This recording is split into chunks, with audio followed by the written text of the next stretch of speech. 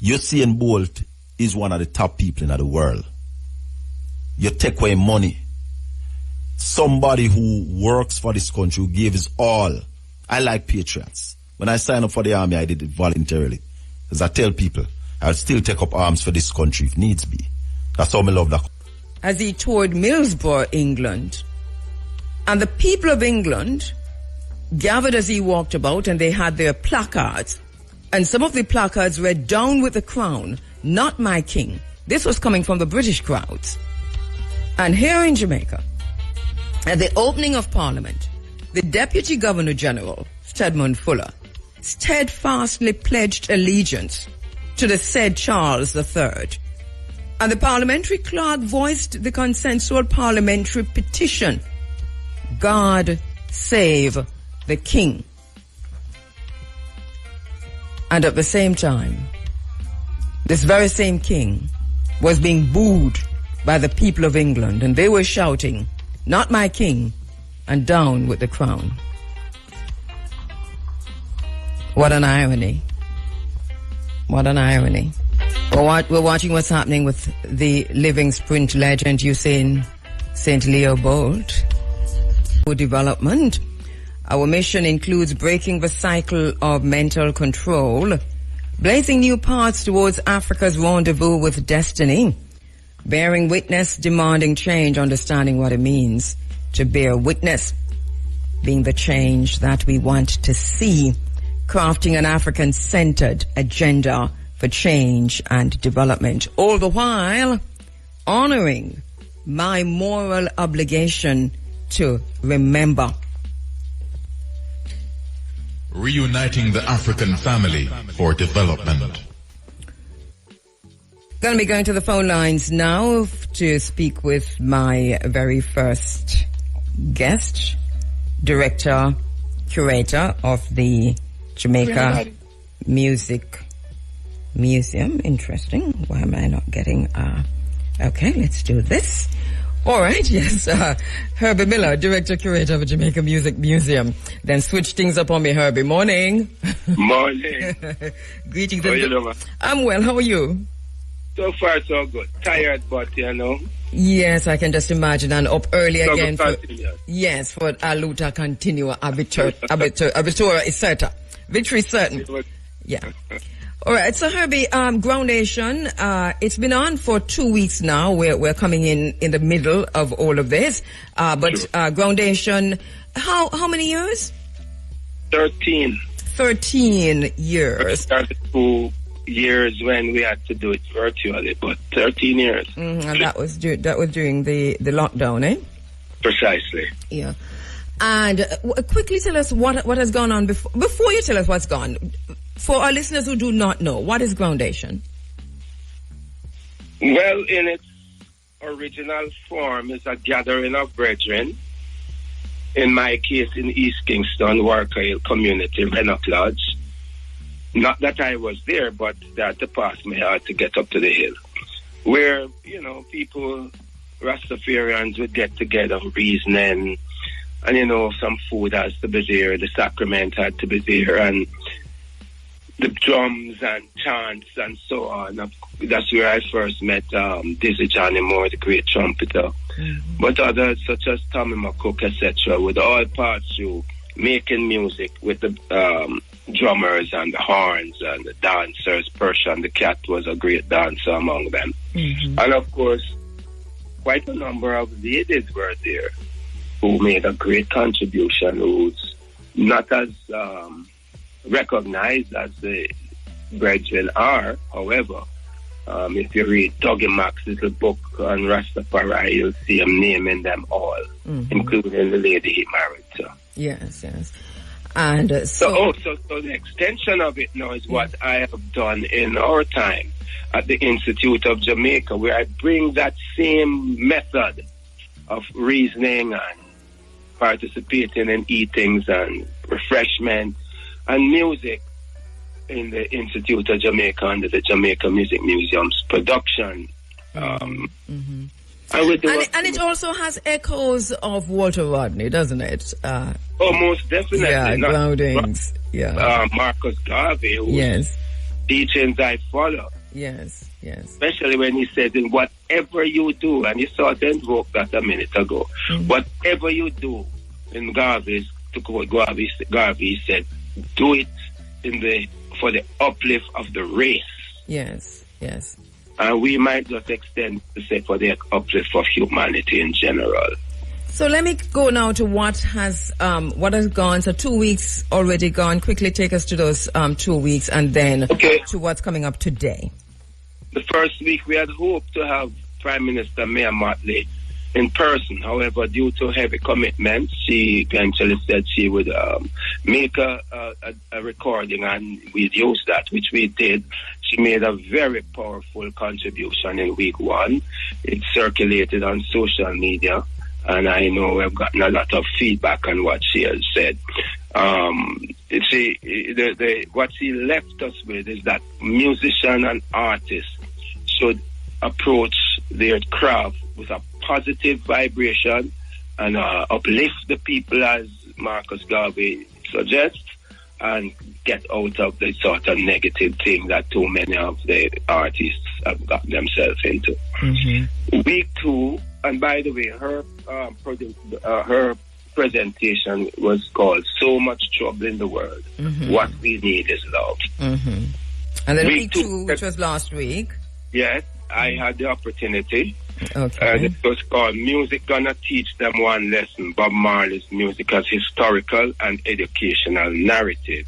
Yes. And my presentation was called "Sounds of Plantocracy, Slavery and Freedom in the Music of Bob Marley." Can just imagine that. I'd like to hear that. And then today it's One Love. Marley's devotion to the social and spiritual harmony of humanity. A session that will examine Bob's vision for one love and his commitment to humanity's social and spiritual harmony. We have cultural anthropologist Dr. Amani Tafarai Amma moderating a session which will include Deacon Peter Espute,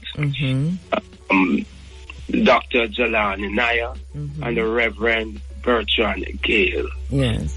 An Anglican with an Africanist point of view. We're going to be talking about the Church of England this morning in a few minutes. All right. And keep in mind that in his initial day, this gentleman, this decent little boy who came from St. Anne, in his jacket and necktie, was going to church singing, "The Lord will make a way somehow. Thank you for what you have done for me." And a transitional period through Mortimer Plano had him now singing "Hymn Selassie is the Chapel" and just to eventually go right back to the Orthodox angle of the Rastafari, amongst Rastafari, the Orthodox Church. So One Love, Marley's devotion to the social and spiritual harmony of humanity. And once again, Dr. Jelani Naya, Reverend Bertram Gale, Deacon Peter Espute, moderated by our sister, Dr. Imani Tafari Amma. What time? It's at 2 p.m. Okay. And I urge people to come at 1 o'clock and check out the exhibition called African to Jamaican. And that's definitely how we transition through time and how the music and the instruments and everything, the philosophy, the rituals have gone from what came with us to how we have creolized it into what is us. All right. So once again, Groundation is on today. This is the penultimate because next week, Sunday, February 23, will be the final. I know you already have a topic for that, and you'll give us more details next week, Sunday. As long as you have me, I'll do so. All right. And so the topic for next week is what? Africa Unite, Marley's vision for a unified Africa. All right. As usual, Groundation at the Institute of Jamaica. Gates open. 10 to 16, let me run this quick. 10 to 16 East Street, entrance on Torres Street. And starts at 2. Get there early. Check out the exhibition. There's tea. There'll be some tea and crackers and jams and so on. Some little snacks. It starts at 2. All then right. Afterwards, you'll have a lot of to eat and to drinks. All right. Thank you so much, Herbie. Take care. We'll talk again next week. Kabu. All right. I want to tell you a little bit about Professor Gus John before he comes on at 7. Professor Augustine Gus John was born in Grenada and has lived mainly in the United Kingdom since 1964. He was a member of the Campaign Against Racial Discrimination CARD in the middle of to late 1960s, and one of only 2 black members of the Council on the Institute of Race Relations in the early 1970s.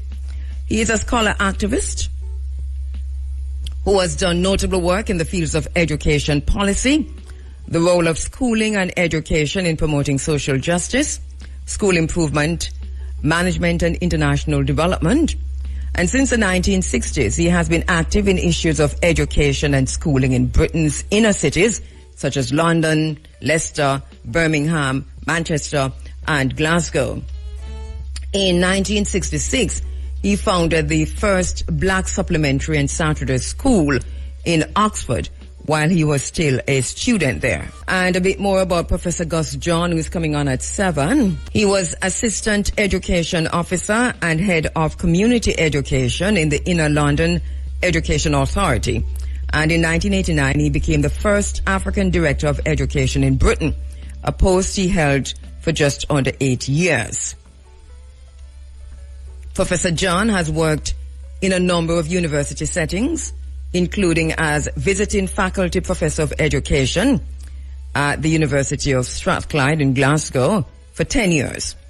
Since 2007, Professor Gus John has been an honorary fellow of the London Centre for Leadership in Learning at the University College Institute of Education. And from 2016 until 2022, he was visiting professor at Coventry University, where he worked with the Vice Chancellor and university leadership team in improving the strategic management of the university and building a culture of equity. Professor Gus John is a respected public speaker. He's a media commentator. He works internationally as an executive coach and a management and social investment consultant. 1997, he was appointed advisor to the former British Home Secretary Jack Straw on race and social inclusion, and in that capacity worked with civil servants on race relations, the Amendment Act 2000.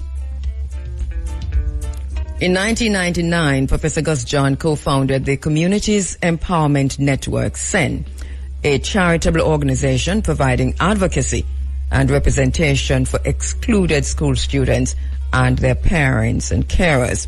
He's now its patron.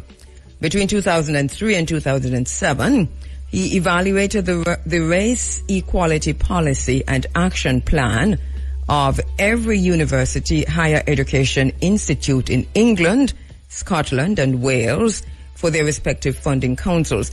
And since then, he has conducted equality audits for a number of universities, including Salford, Northumbria, Brunel, and Cambridge. Professor Gus John, as an area director of community education in Manchester in the early 1980s, introduced a sickle cell screening service run by volunteer consultant physicians at the Moss Side Community Education Centre and supported the development of sickle cell anemia research in Manchester. Professor John serves as an expert witness in the Special Educational Needs and Disabilities Tribunal and the Special Immigration Appeals Tribunal. In the Special Immigration Appeals Tribunal, he advises the court on the capacity of available special education needs provision in countries to which children with statements of special education needs and disabilities and latterly education, health and care plans are destined for deportation, to ensure that the human rights of such children would not be compromised or unlawfully denied by expelling them from the UK. So far, he has managed to get deportation orders overturned in respect of 4 families, all Jamaican, whose children's human rights would have been denied by being made to leave Britain with their parents. So since 2006, Professor Gus John has been a member of the Africa Union's Technical Committee of Experts, working on modalities for reunifying Africa and its global diaspora as part of its 6th region initiative. He has advised member states in Africa and the Caribbean on meeting the Sustainable Development Goals related to education and youth. And in 2016, he was named as one of the 30 most influential African diaspora leaders globally. A lot to say about Professor Gus John, and that's one of the reasons. Running African, reuniting the African family for development. My bad, pardon. So a lot to say about Professor Gus John, and that's one of the reasons why I took some time out early before we linked with him so that I introduce him properly to the space. I've spoken to him before, but not on this program. So it's going to be the first time that I'm interviewing him inside of the Africa Forum, and that is why I'm properly introducing Professor Gus John to you. And next time when he comes on, you already know who he is. So, Professor Gus John submitted evidence to the Cross-Party Parliamentary Commission on Youth Violence in the UK, calling for, among other things, an end to school exclusions and a less punitive approach to children's infractions. In August 2018, he delivered the keynote address, Choices of the Living and the Dead, to open the annual conference of the Archives and Records Association. And in 2018, he delivered an address on the challenges of decolonizing the curriculum at a Black History Month symposium organized by Coventry University Students' Union. Also, in October 2018, he delivered a public lecture at Warwick University on the relevance of Black History Month to higher education and the growing movement to decolonize the curriculum. In 2016, Professor John joined the Committee for Minority Ethnic Anglican Concerns, a subcommittee of the Archbishop Councils of the Church of England, as a voluntary consultant and advisor. He resigned in 2019 in protest at the Archbishop of Canterbury, Justine Welby's mindless support for Zionism and the chief rabbi's media onslaught on the then leader of the Labour Party, the socialist Jeremy Corbyn MP. In February 2024, Professor John wrote a blog entitled His Grace is a Disgrace, in which he called out Justine Welby for cancelling a planned meeting with the pastor of the Christmas Evangelical Lutheran Church in Bethlehem, Pastor Munzer Isaac. Isaac, who has been highly critical of Israel in Gaza, saw his Christmas sermon in 2023 go viral when he said, and I quote, "If Jesus Christ was born today, it would have been under the rubble," end of quote.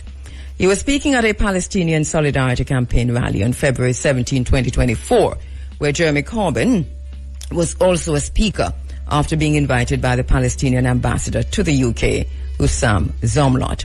In October 2024, Professor John presented evidence on policing and race as an expert witness at the Sheku Bayo public inquiry into the police killing of Mr. Bayo in Kirkcaldy, Fife, in 2015. In 2023, Professor John published 2 books titled Blazing Trails, Stories of a Heroic Generation, with a preface by Margaret Busby, and Don't Salvage the Empire Windrush, with a preface by Professor William Les Henry, both published by New Beacon Books out of London. So there you have it. A little bit, not everything, about Professor Gus John. He is one of those persons who also denied one of the MBE or OBE or one of those BEs from the British Empire when he was offered it. He said, my work has been as it is, and to accept this is to betray myself, my work, my people. So much about this humble elder, Professor Gus John, born in Grenada in 1945, Associate Professor of Education and Honorary Fellow of the Institute of Education, University of London, and Director of Gus John Consultancy Limited. He'll be coming on at 7 o'clock in just 3 minutes' time. We'll be going to the phone lines to speak with Professor Gus John. Prof, are you there? Good morning. Yes, I am here. Good morning. Hearing you loud and clear. I know it's just about afternoon in the UK where you are, right. But thank you so much. All right. So earlier, thank you. Let me just say thank you for making the time to come on this morning and talk to us about this important topic. It's my pleasure. Yes. And so earlier I went through a little bit of your bio, a little bit of your background to introduce you to the IRA FM's audience, our listeners. So Right. all of that is out of the way. I want to start at one of the latest, because we'll work our way back to the Church of England. But to start with what's happening with the Church of England today in Britain, because they just wrapped up a synod, right? Can you tell us what from your perspective, what are some of the important things to come out, if anything, out of the synod? Well, I mean, as you can imagine, the synod considers a whole heap of stuff to do with the governance of the church, yes? Yes. This time, foremost in people's minds was the issue of safeguarding, and particularly the evil practices of sexual predators amongst clergy. Okay? Yes. So, the Archbishop of Canterbury, Justin Welby, resigned at the end of January. Not his successor, they're still appointing that, but the person acting up as Archbishop now is the Archbishop of York, Stephen Cottrell. Mm-hmm. Now, he's got all kinds of question marks behind his own name, because he has twice, involving two different individuals, promoted people who had complaints of sexual misconduct against them. And I think it is fair to say, and not even bishops in the church themselves would deny this, that the victims have been failed because those in the hierarchy of the church have been more concerned about preserving its reputation than about justice for the victims of such sexual abuse. So that featured pretty highly in this week's synod at Westminster here in London. And what people were looking for was some determination as to whether the church itself has the capacity to handle these matters internally without them being adjudicated by an independent external body of people, external to the church. The latter was proposed. The church collectively opposed that, and they are going to depend pretty much on the same processes they operated before, which failed to stem that kind of misconduct amongst clergy. Okay. You have been, thank you for that, Professor. You have been writing about the, and to quote your last article, January 2025, 9th of January, complicity in criminality, the rudderless church. You have talked about His Grace falling from grace and charging the Church of England with corporate manslaughter, etc. And I want to come to that. But first, to put things in a bit of a historical context, if you will. And, and to look at the Church of England's involvement, because, and let me just say once again, that we're looking at the Church of England and the British monarchy, even as we talk about righting historical wrongs.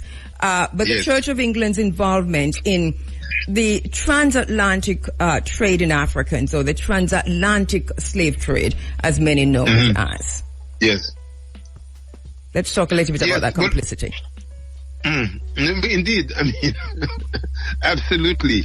You know, we we, the descendants of enslaved Africans, have got a particular angle on this, which I don't think many people across the Anglican communion globally actually share.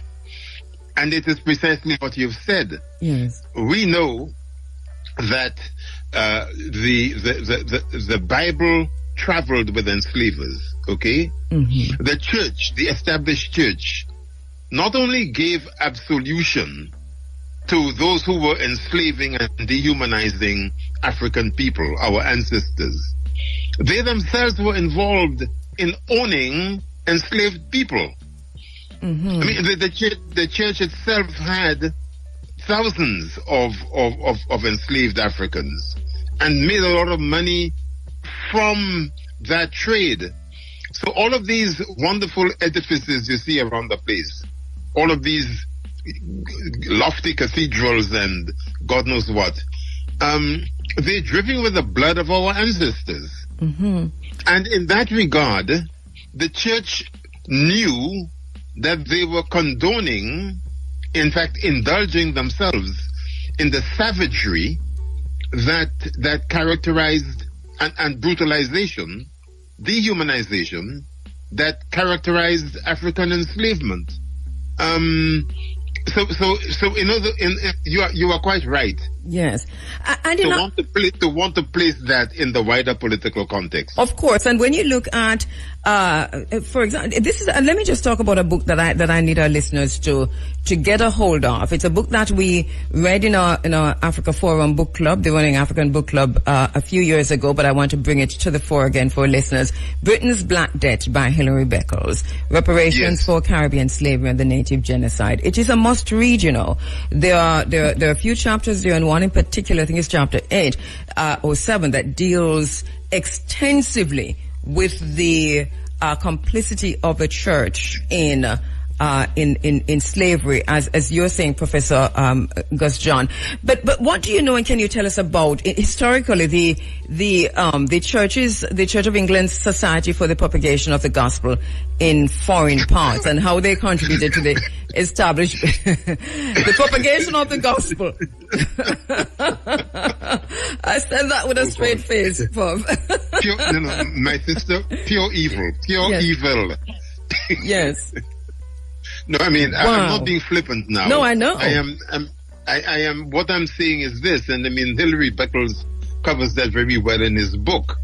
You see, the justification that the church, the British state, and indeed the Europeans did for the bestial abuse of Africans was that we were not fully human.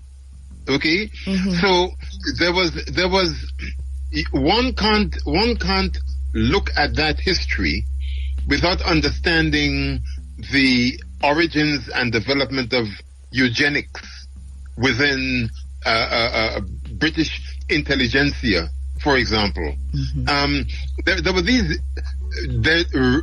biologically racist arguments that people were making, and many of them looked to the Bible and the Gospel to underpin these theories. So in other words, what I'm saying is that three things were running in tandem. On the one hand, you had the domination of imperialism and colonialism, the force used to subdue people and to superimpose values and beliefs, etc., which were defined as superior. In other words, those people who were committing such evil were actually telling African people, Native Americans, Indians, etc., that their own tried and tested practices that had governed their societies for centuries were primitive backward, more aligned to the devil and all of that nonsense, and that what they're bringing was superior. Meanwhile, they're committing genocide, mass murders, eliminating whole populations, and the rest of it. So the role of the Bible, the role of Christianity in riding with imperialism and enslavement and all of that stuff is what has brought us to where we are right now. And I mean, we'll come on to the present situation in a minute. Yeah. But I just want to say this, that we have to remember one thing, if nothing else, and that word is erasure. The way in which all of that colonialist and imperialist domination resulted in subjugation of people, the erasure of the belief systems, the erasure of the traditional practices that knitted the communities together. Whatever people might want to say about it, and more than that, they produce systems of governance which were based much on more human considerations than anything that came out of the West. Why was it, to back a bit, why was it so important for the Bible to be used, which is what the Church of England used, and why was it so important for this to be done to ensure that there was a buy-in from the wider public, the UK public, whether it's a monarchy, businesses, whoever, and they were all wicked alike. But why was it so important for the Bible to be involved in dehumanizing Africans? What was the importance here? Well, the importance is this. If you consider yourself to be a Christian country, and if you can manipulate the gospel even, so that people begin to think that anything that existed before Christ came was not geared towards salvation, right? I mean, many people think that of Judaism, for example. Anything that existed before Christ could be seen as primitive, as take for example the issue of blood sacrifice. Yes. The Old Testament talks about that. You know the story of Isaac and the ram and all of that kind of stuff. Yes. Right.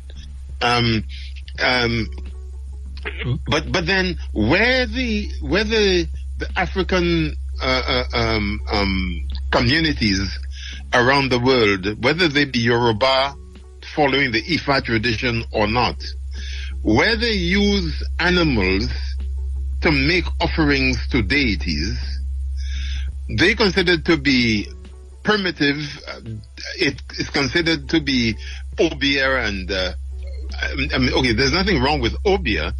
Is the spin that the colonialists have actually put upon that as a belief and a practice.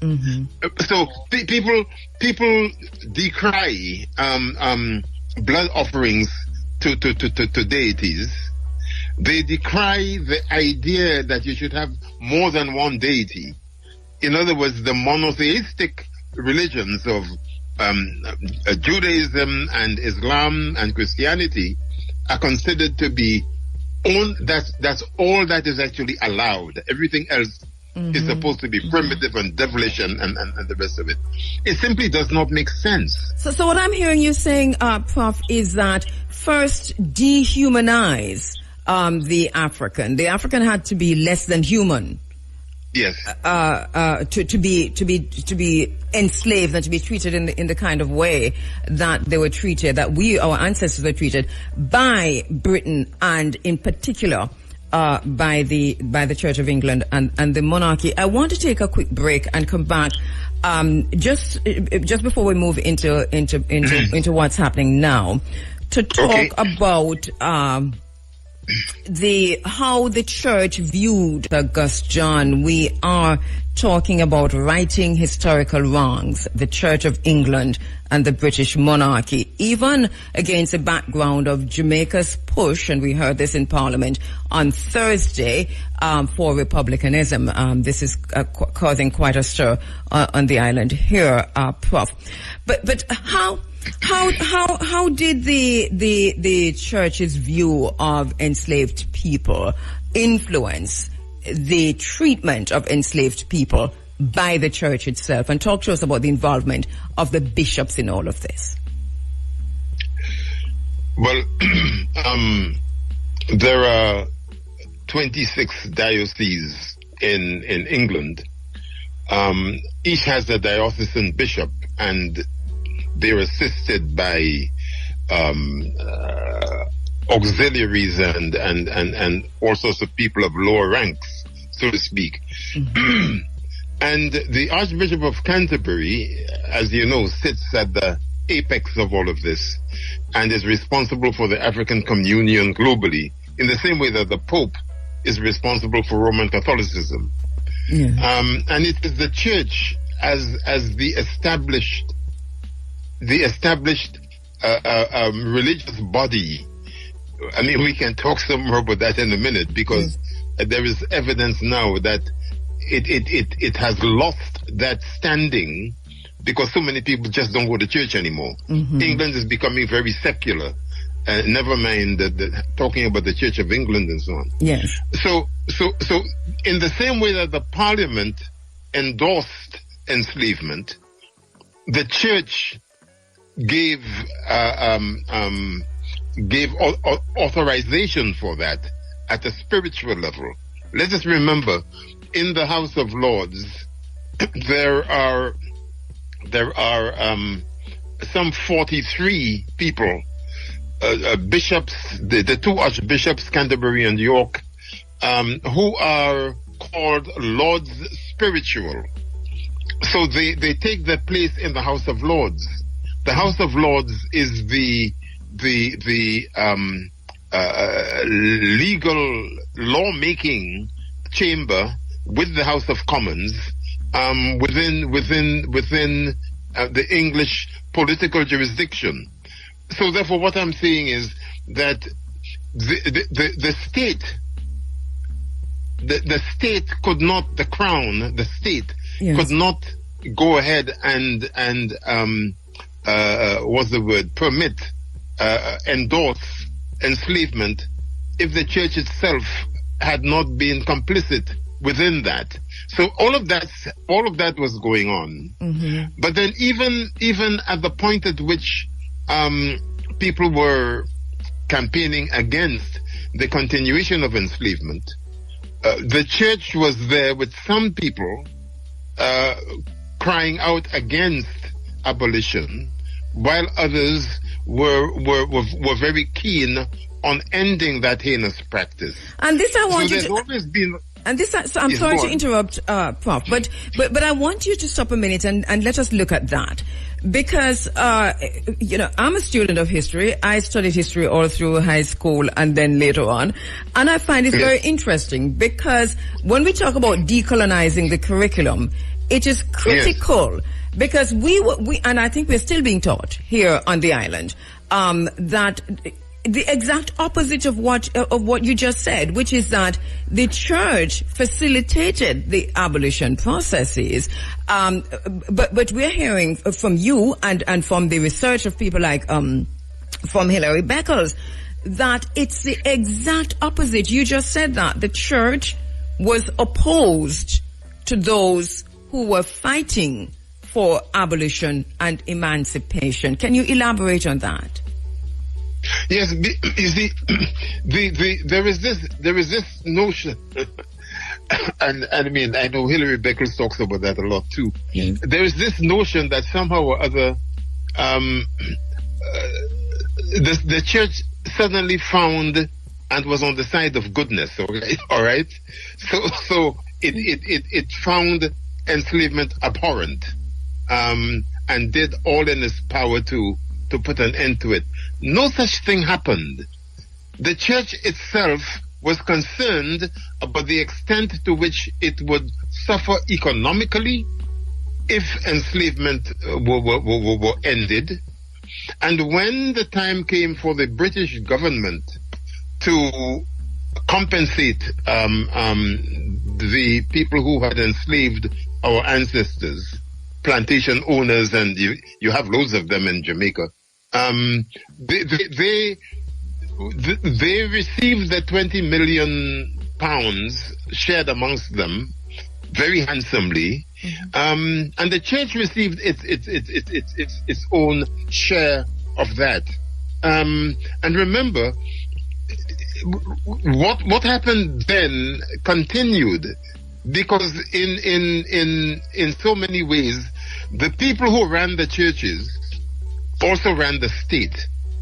All right, whether Roman Catholic or Anglican, in the sense that if you look at our schooling systems in the Caribbean, the church had a major impact on how schools were organized, who ran them, what kinds of values they tried to inculcate in the population, and most of that was about preparing people for neocolonialism.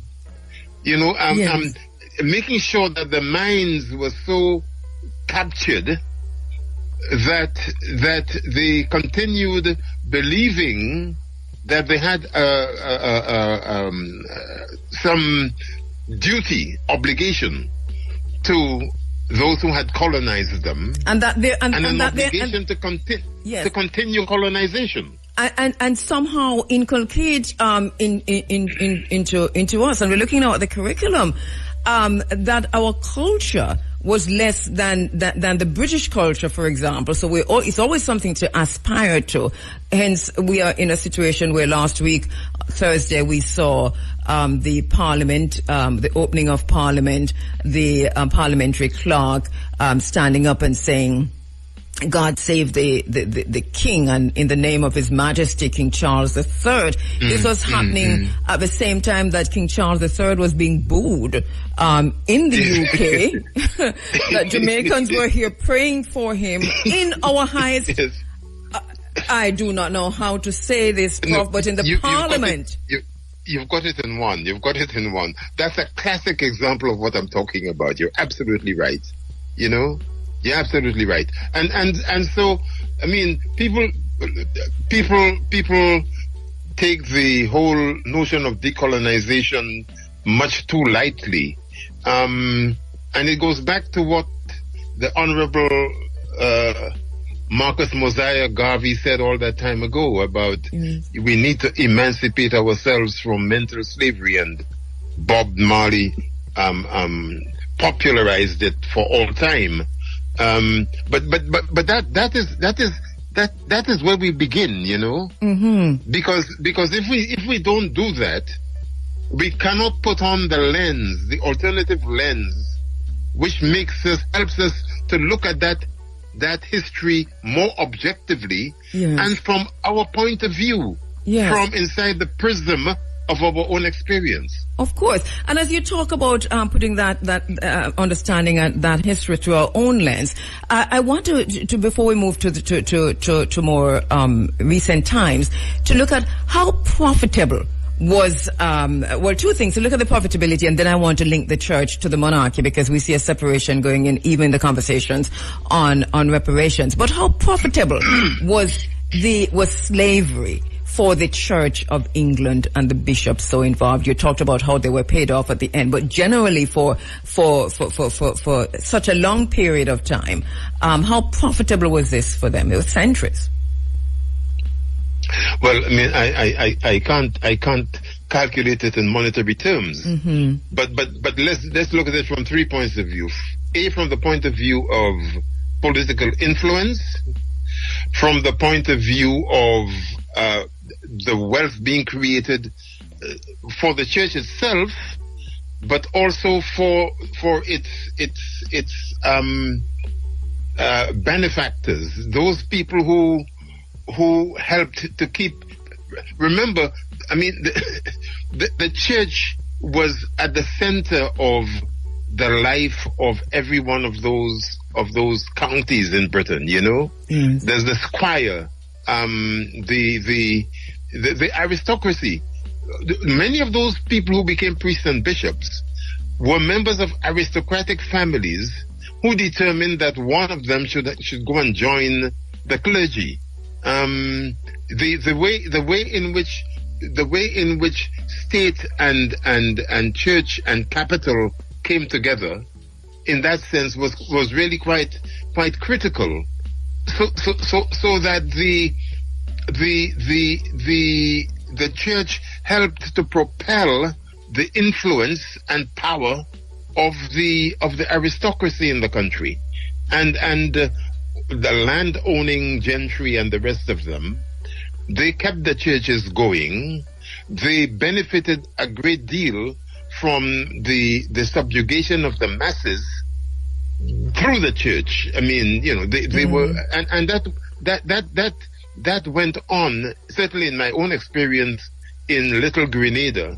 The influence of the church with the planters. If people giving you subsistence wages on the plantations, and then you go and you cut a bunch of bananas or you dig a yam or something, they call that prédial larceny, and they talk about how much they're losing because workers are stealing stuff and so on. Meanwhile, they're making millions of pounds on the back of those poor workers. And the priest would get into the pulpit on a Sunday and berate the audience, berate the congregation for stealing from the plantation owners. I mean, yes, the whole thing was it was joint enterprise in criminality.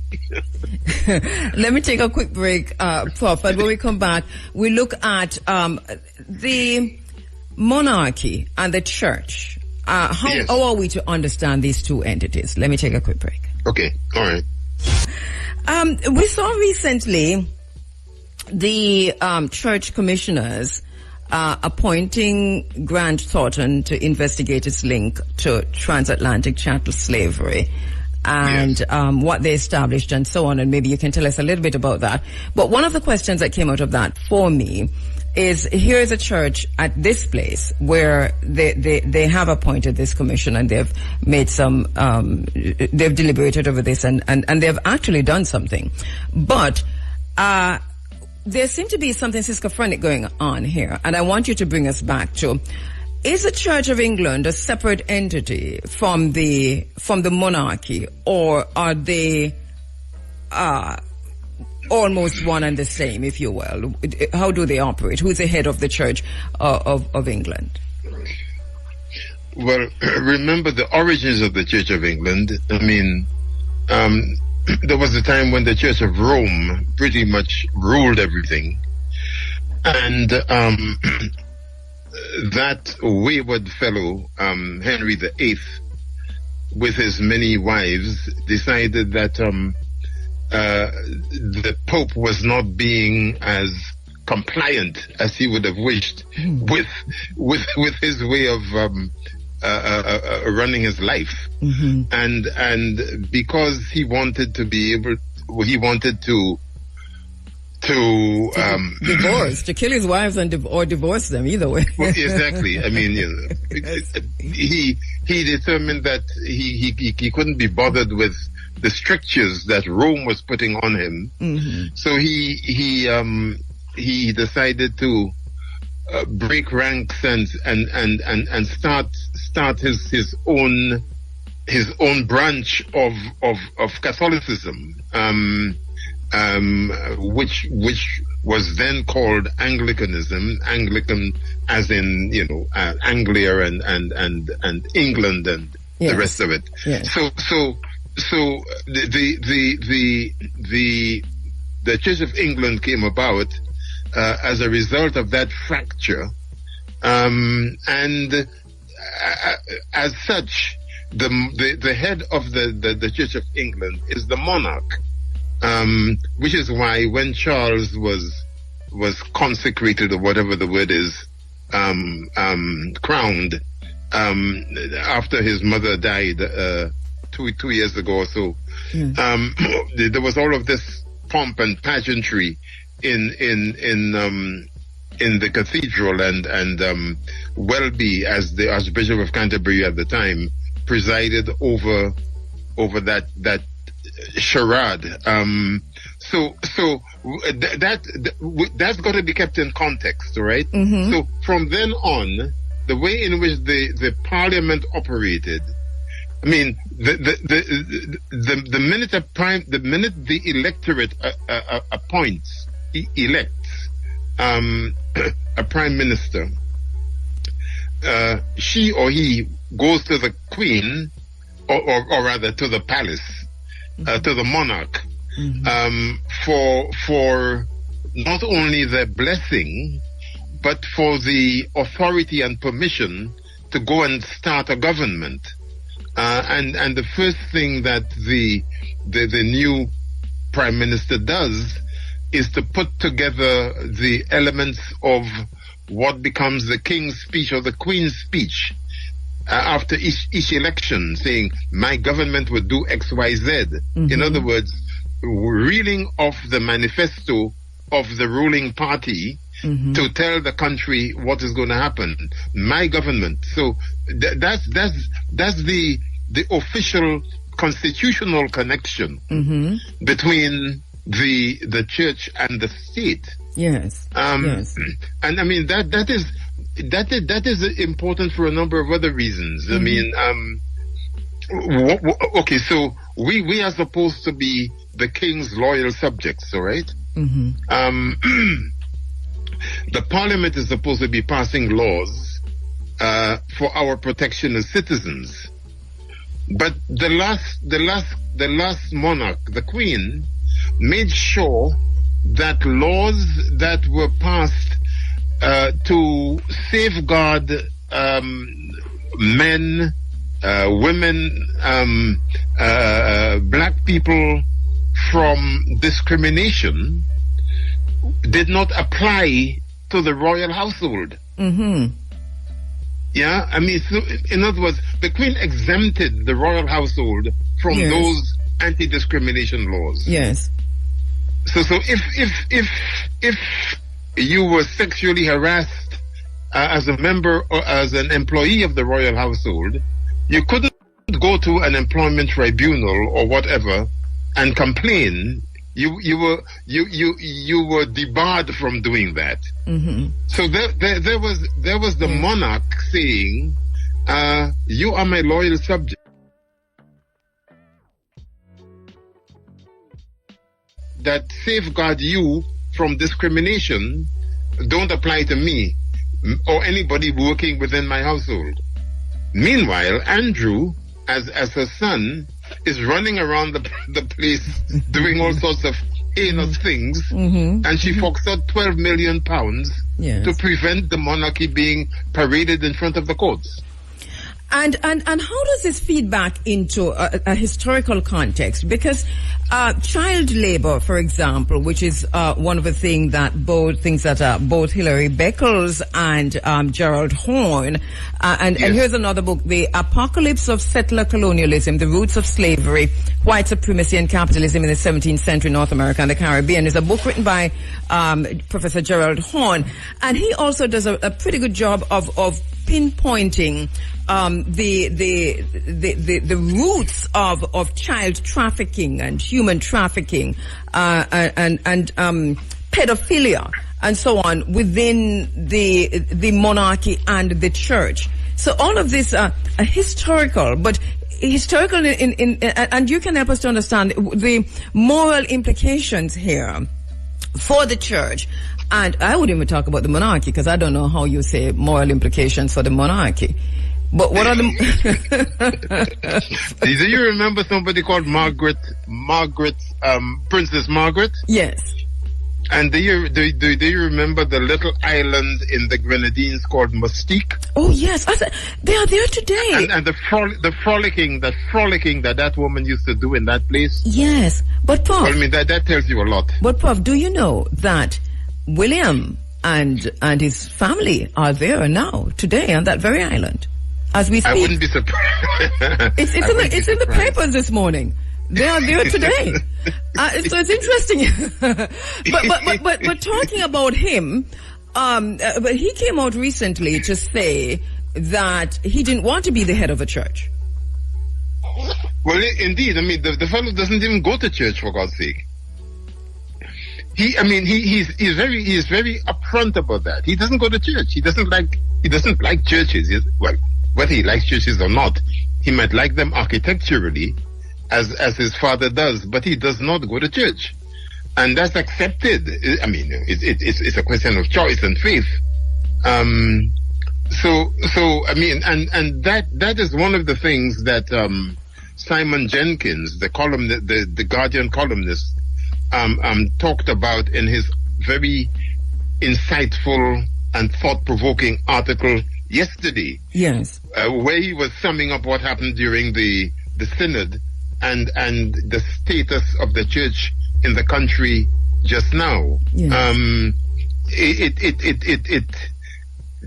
I personally, I don't believe that there is any justification for the Church of England to continue to have such a constitutional status within the country. And I would be very surprised if in 25 years' time the monarchy is still there and the Church of England is still there as they are at the moment.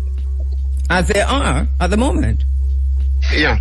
I mean, as a matter of fact, there is every reason why the monarchy should have been buried at the same time as Queen Elizabeth II. But that's another conversation. Yes, and we'll definitely have it another time. I just as I'm going to the break, a quick note from Professor Vereen Shepherd, who's listening. Good morning, Professor Shepherd. She says over 100 claims for compensation were filed by members of the clergy in Jamaica. And we're talking about, remember the question came up earlier where we looked at persons, how the bishops themselves and how the Church of England claimed compensation. You pointed out after slavery, and she said here on the island in Jamaica, over 100 claims for compensation after emancipation. This is phenomenal. I think it's about time and that more voices are raised in this regard, especially as we talk about in Jamaica the road to republic and the journey to republic, an understanding of what the situation was on the island here in Jamaica, how, not just on the island, but in the Caribbean, but since we specifically to Jamaica, and the extent to which the Church of England was also involved in the enslavement of Africans, cruelly and wickedly. And at the same time, as we're hearing this morning from Professor Gus John, fighting tooth and nail to prevent abolition and emancipation. Prof, let me take a quick break. I'll come back. This is going to be pretty quick. Talk us through a little bit of the background to this article that was published on January 9, 2025, where you look at how the church was exporting white privilege and taking sin to the natives, but also charging the Church of England with corporate manslaughter. Yes. Well, that arose because the church had, since the early 1980s, colluded with he was not a bishop or a priest, but one of the officers within the church, a man who was a QC of all Queen's Council at the time, and was involved in running Christian sort of membership clubs for young people and classes and retreats and so on and so forth. And the young people that he targeted were children who were at the range of high-end public schools in the country, like Westminster and Rugby and Harrow and Eton and so on. And this fellow, he was a known sadist. He beat children up very, very savagely, causing them damage, physical damage, never mind mental distress for the rest of their days. He was known to the Archbishop of Canterbury, Justin Welby, who was also a warden or whatever it is of one of those very boarding schools. And this man continued to abuse children. At one point there was an investigation into his conduct by another clergyman and somebody appointed by the Anglican Church. They found massive evidence against him, but the church decided that it would harm their efforts to propagate the gospel if the findings of their investigation were known. So they did not go to the police. They did not get this fellow reported so he wouldn't continue his crimes. Rather than that, they allowed him, if not supported, his departure to Zimbabwe, where he then continued running these same kind of clubs and abusing local young people, to the extent that one of them, he used to go with them to swimming pools, etc., swim naked. One particular boy died on one of those occasions in a swimming pool. It was dismissed by the authorities there as an accident, and believe it or not, that same fellow was actually allowed to conduct the boy's funeral. Quite extraordinary, yeah. And then when later on it transpired that the boy died as a result of his neglect, he left Zimbabwe. There was a court case, but he was not convicted because of some legal irregularity or whatever. And he left Zimbabwe and went to South Africa, in the Cape, and continued to do the same things there. So my charge in the blog that I wrote, that even now, particularly after this report by Macon that the church had commissioned about 3 years or so ago, which reported last towards the end of last year. My point was that even at this late stage, the family of the boy who died while in the charge of this man should actually take action against the church for corporate manslaughter, because although the church did not employ this fellow, it actually knew of his practices, could have stopped him in his tracks, but chose not to, because they wanted to preserve the reputation of the institution, and allowed him to go abroad and do the same thing. But mind you, as I said in my piece, that was not a new practice. They had been doing that forever. And that's the point. And that's the point. And when you talk about, taking the church to court, let me point a bit, Prof, to come to righting the historical wrongs. Because here we have the Church of England coming out of the Thornton report, talking about the Queen Anne's bounty and the 100 million pounds, I think it was, that they said they were going to make available in the form of reparations. And so this is what the church has done now. your perspective on this, how inadequate is this, and is this a way for the Church of England to excuse itself or to get out of the wider ramifications of its involvement and perpetration of slavery, perpetrating slavery?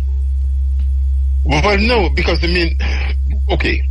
As I think many have said, including Professor Beckles, no amount of monetary compensation would be enough, frankly.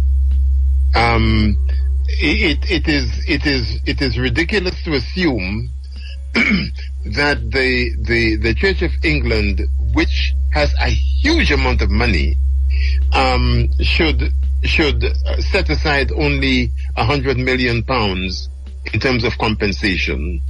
If you were to calculate the amount that would have accrued to them from all the compensation that was paid to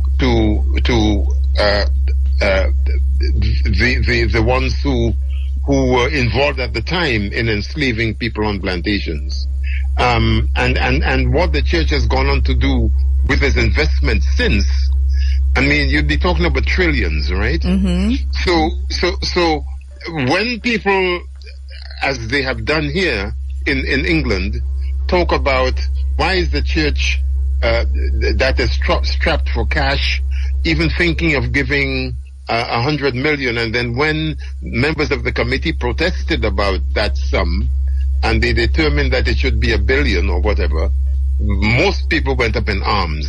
Okay, my point is that that's not irrelevant, but you see, in order for that to make sense, you have to make sure that the harm that you have caused is not continuing. And the fact of the matter is that there are endless examples of repetition going on across the world within the Anglican Communion.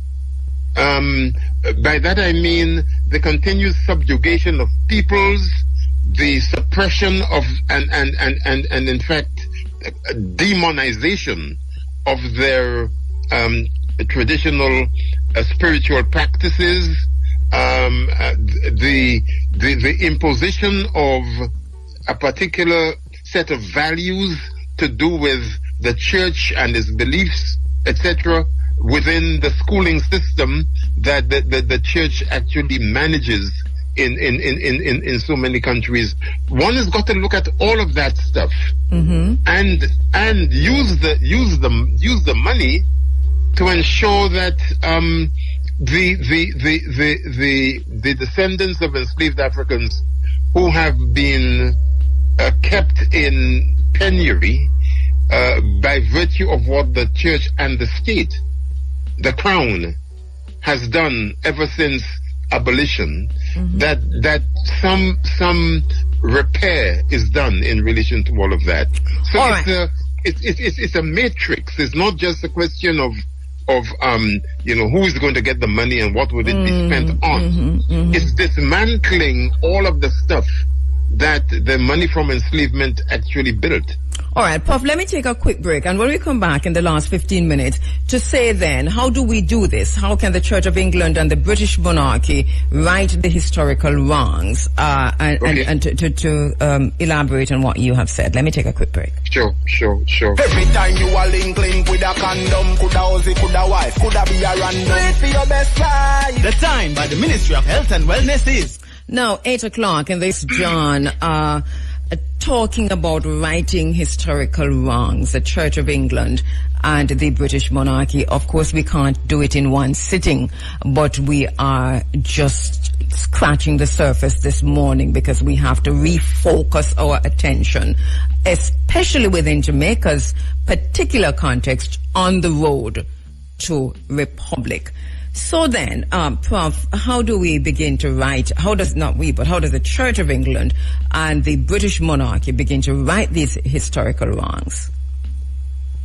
Well, I think first of all, they've got to be honest about the extent of the damage that they've done over centuries. to Africa and its people. And I say to Africa and its people because there is a tendency to assume that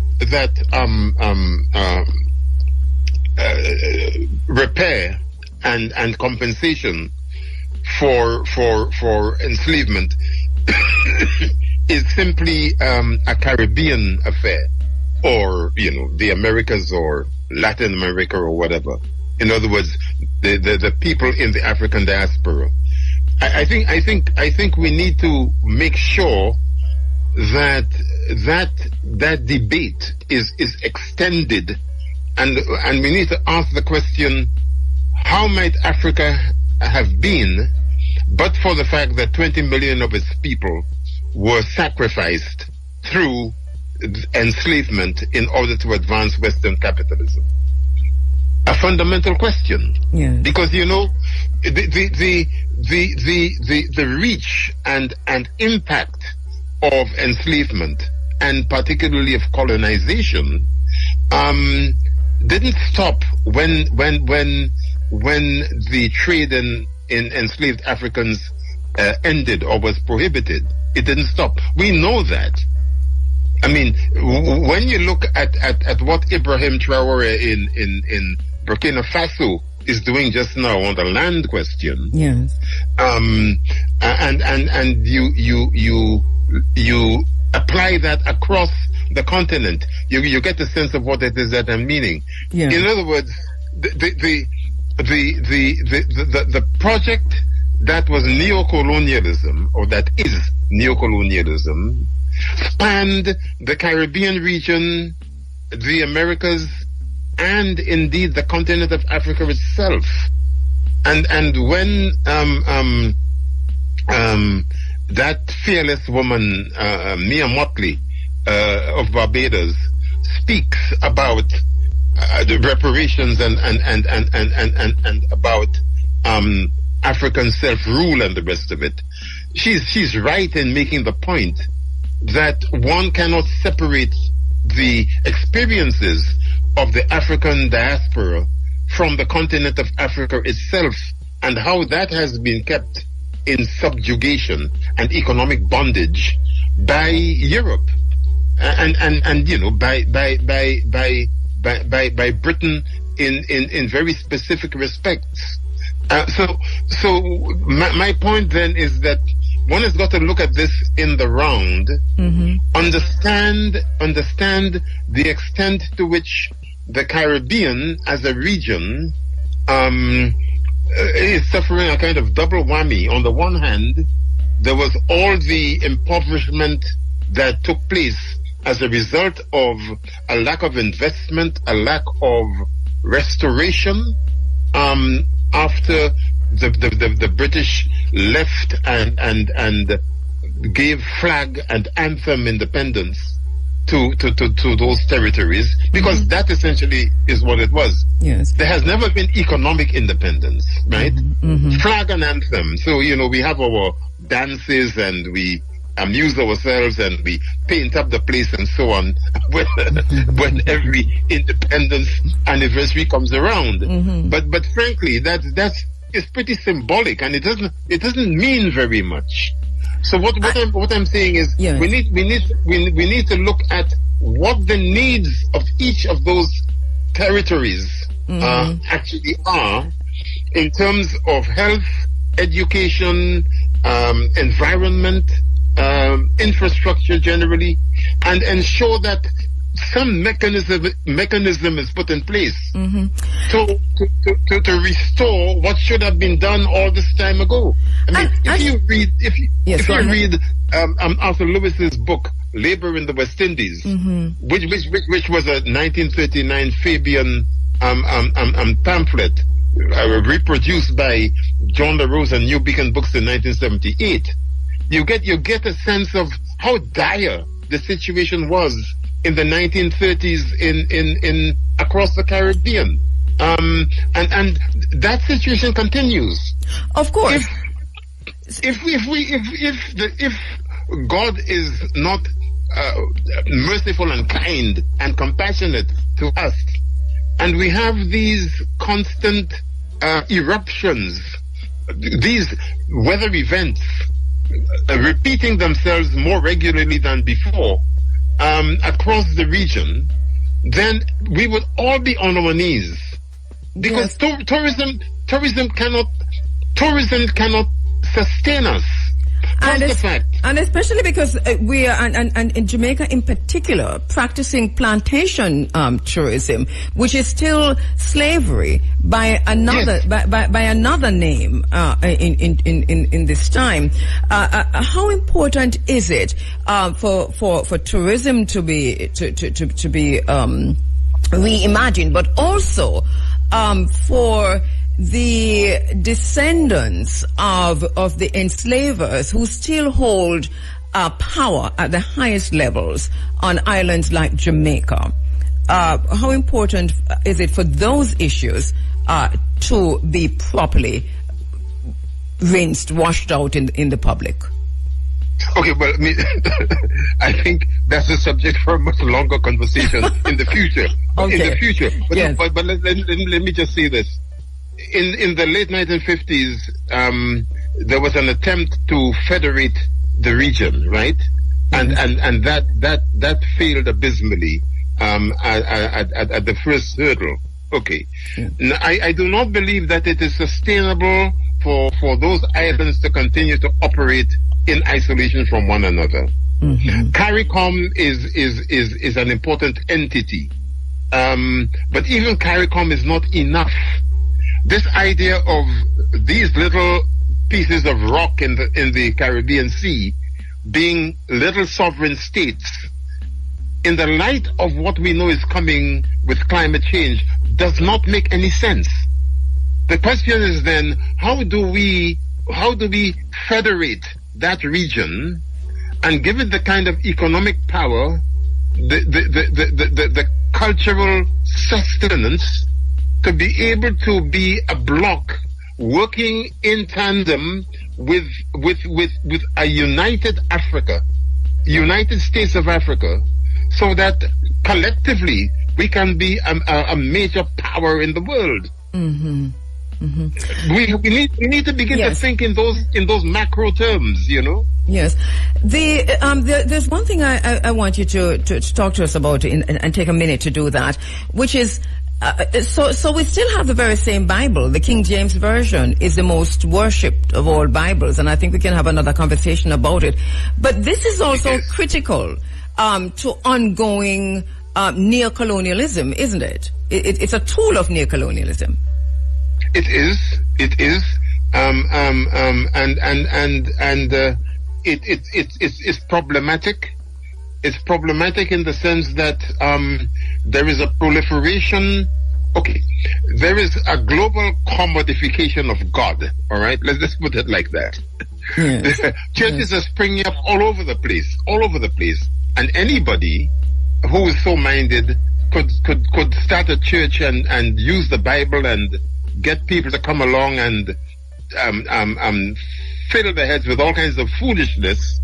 And get a following, all right? I'm not being pejorative, but that's the reality. Yeah.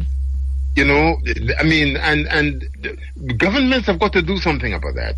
I am not advocating religious persecution, but for God's sake, there is no way on earth that churches should be proliferating at the rate at which they're doing, for example, in a place like Nigeria. It is ridiculous. It is. Yeah. And it's laughable. Yes, and totally laughable. And as you talk about West Africa, and you're comparing, and you talked earlier about what Ibrahim Traore and the others are doing with the electric vehicles and so on, and we see this descent into fanaticism in other places in Africa like Nigeria and Ghana with the King James Version. King James in the end got what he wanted, because the translation of the Bible, the reason for that, and I'm so sorry that we don't have. I'm going to have to invite you back to have a conversation about this. That whole synod, if you will, that he called in the way back when, was basically to say that he was and he is the authority and the representative of God on earth. But he has got that, hasn't he? We're now, in black churches across the world, in Jamaica, for example, he's celebrated. It's not the King James version. We're not going to read it because King James is a man of God, and King James was. But this is exactly what King James wanted, wasn't it? People like Sankey came after him, so we sing a lot of Sankey. Well, there you go. Seriously, that's an important conversation, and I hope we can have that conversation at some stage. I definitely invite you back for it. We can't talk about decolonization and all of that stuff unless we deal fairly and squarely with that issue. Yes. And understand that when we talk about righting historical wrongs, the Church of England and the British monarchy, we're also talking about James I and James II. That's right. And Charles II. No, that's right. Yes. Absolutely. Let me ask, are you paying attention to the Africa Union summit that is on the way in Addis Ababa? They have as their main theme reparations. Africa. Yes, I know. Is calling for reparations. I say thank God for that because they've ignored it for long enough. Mm-hmm. And it was good to hear Mia Motley's address to them too. Yes. Which I hope would help to concentrate their minds. Okay. So just to say, since 2006, I've been a member of the African Union's Technical Committee of Experts. Yes. And we've been charged with the responsibility to look at the modalities for making the diaspora the sixth region, Yes. Now that's stalled and is faltered, etc., etc., etc. It's beginning to develop some more momentum now, but there are some serious conversations to be had about how you get the populations, both of the continent itself and of the diaspora, to really understand what that means. It's not just a structural thing. It's not the mechanism of governance and who represents who where. It's fundamentally a question of how we change our mindset and reset our thinking that would actually allow all of that to make sense. Yes. And that is required on both sides of the Atlantic. It is required amongst us in the Caribbean as well as on the continent itself, where I spend a lot of time. And it is well said. Prof, I really want to welcome you back to continue this conversation. We can't have a conversation about righting historical wrongs in just an hour and 15 minutes. But I think we laid the foundation, and I'll invite you to come back and for us to pick up on even at the level of the Africa Union, because this call that's coming out of the Africa Union today, which is a call for reparations, is an interesting one. We'll see how that fits in with the Caribbean, Caribbean reparations call. Professor John, thank you so much, my brother. Really, I'll be happy to join you again. Yes. Thank you again. And take care now. Thank you so much. Professor Gus John, born in Grenada, has lived in the UK since 1964. He's an associate professor of education, an honorary fellow of the Institute of Education, University of London, and the director of Gus John Consultancy Limited. What a conversation. Remember, anything by Professor Vereen Shepherd. The book, The Apocalypse of Settler Colonialism, The Roots of Slavery, White Supremacy, and Capitalism in 17th Century North America and the Caribbean, by Gerald Horne. This is a must-read. Gerald Horne, The Apocalypse of Settler Colonialism. Britain's Black Debt, Hilary Beckles. And For Good Measure, In Miserable Slavery, Thomas Thistlewood's diary, or diaries. Douglas Hall. Write them down. Get them. We can't check out. We can't check out of our present, of our past, and of our future. We're that kind of tripartite being, like Peter Tosh says. I'm a man of the past, etc., etc. We can't check out living in the present and look into the future. It is what it is. And now there's a conversation on the island of Jamaica. And there is not more than a conversation. You heard last week, Professor Vereen Shepherd was on, the Minister Malahoo Fort was on. We've situated the constitutional reform process and the road to the journey to republic within a historical context. We are continuing that. And just to underscore, we cannot say this enough. A referendum is coming up. Getting rid of the monarchy as a head of state of Jamaica. It means we're going to have to vote on it. Voting on it means we have to be registered to vote.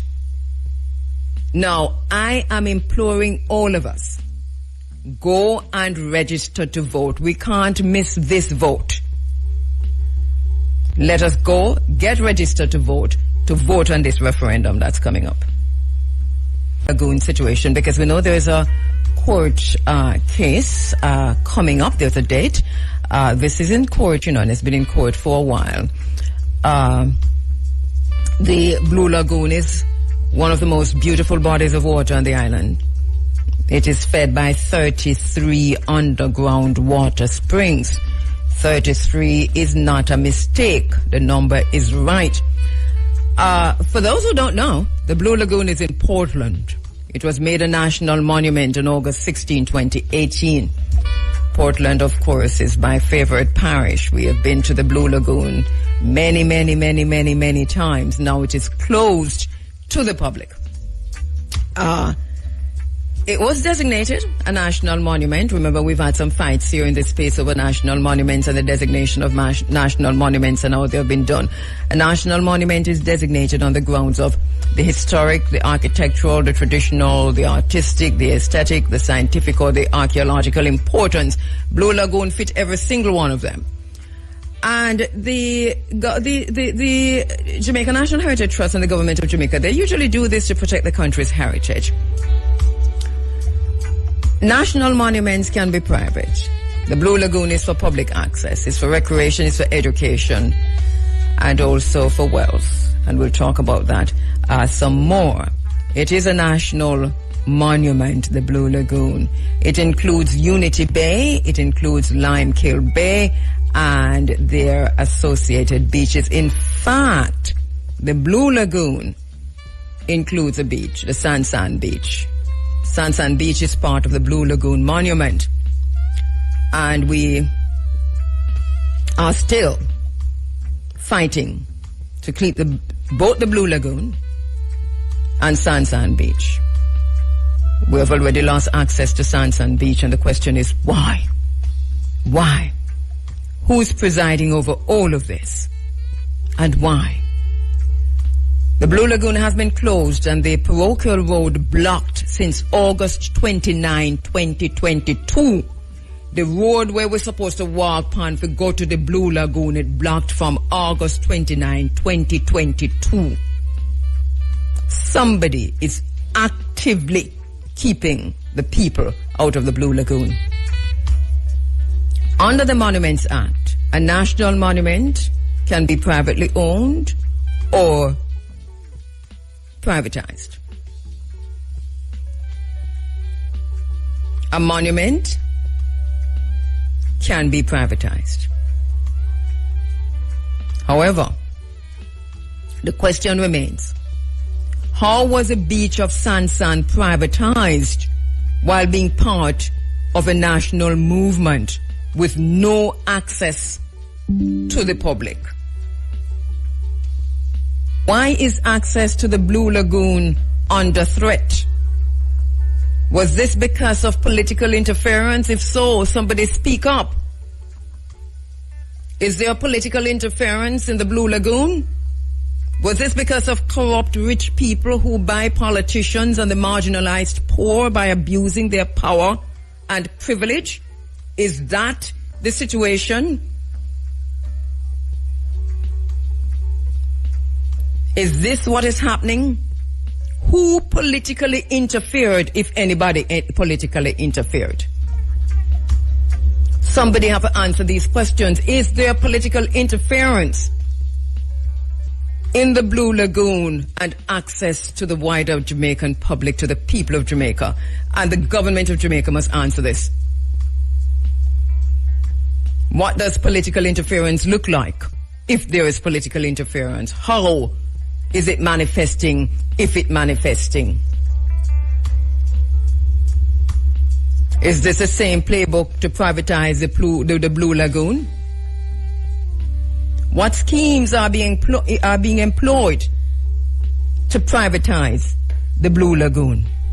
Somebody need to answer these questions. If schemes are being employed, who employing these schemes to privatize the Blue Lagoon? Speak up now. Minister Grange, you have to come forward.